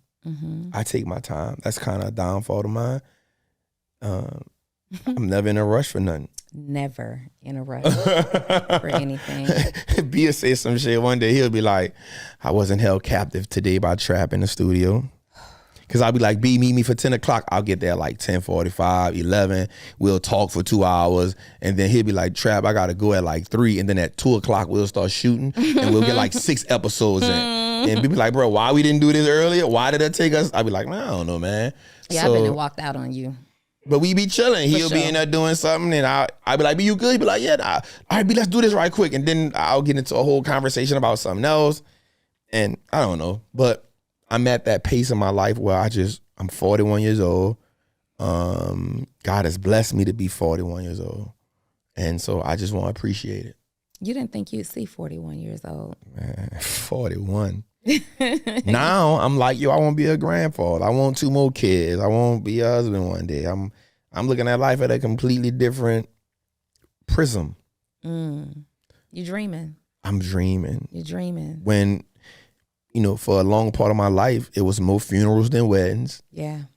And being a grandfather wasn't even much in the cards. Now I was like, yo, I want to be a grandfather because I want to see the next generation of me. I know I'm going to give you this game, but I want to see what that generation behind you look like so I can school them too. You know what I'm saying? So like, that's kind of like how I'm thinking. So now I'm like, all right, let me work out. Let me eat right. Let me fast. Let me get close to God. Let me do these things so I can do everything in my power to live a long life. You know what I'm saying? Like, I ain't saying, what you can't change, but I ain't out here saying I want to live a long life and I'm drinking, I'm smoking, I'm drugging, I'm eating bad, I'm not getting no sleep, I'm wearing the thing now. So for me, like, nope, let me get my rest, let me eat these fruit, let me fast for 3-4 days, let me give my body an opportunity. I want to be here. I want to rob my family of the idea of saying I ain't had no blueprint. I want to rob them. I want to rob my daughter from saying my daddy wasn't there. I want to rob my grandkids of saying we had to get it out the mud. No, the hell you didn't. No, you didn't. You got it out the market. Yep. Not out the mud. Yep.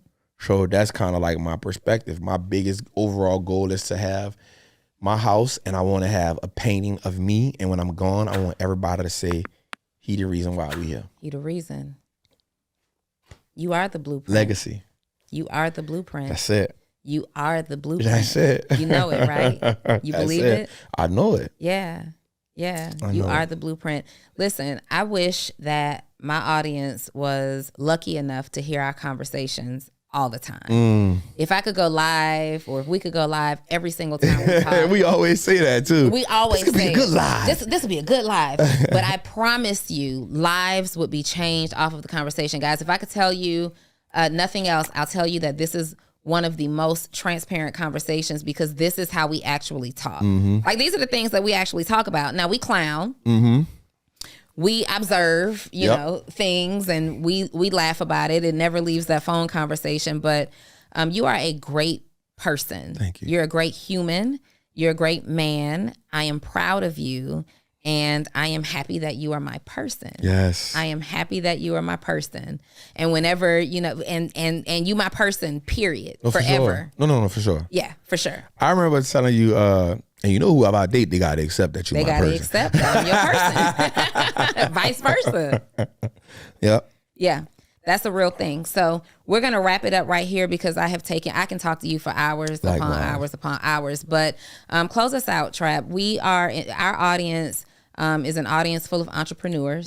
It's varied experience, right? And someone today saw themselves in your story. And they want to become the blueprint for their own legacy. Close us out with some words of encouragement. I would close out with saying, my favorite saying is, if you allow them to feed you, you give them permission to starve you. And that's simply saying that everything that you want, you are equipped with, and the things that you aren't equipped with, you can learn. But never give a person permission to feed you, because if you do, you unequivocally give them the power to starve you. That's it right there. We couldn't have closed it out any better than that. All of Wallstreet Trapper's details will be in the description. He has amazing programs that you guys know I don't advocate for a whole lot of programs, but I do advocate for his, because he has amazing information that is in real time, shifting the culture, like seriously in real time. And as usual, if you're looking for business mentorship, check out my community, Actionable CEO, and I will see you guys next week. Don't forget to like, subscribe, and share this video. Bye.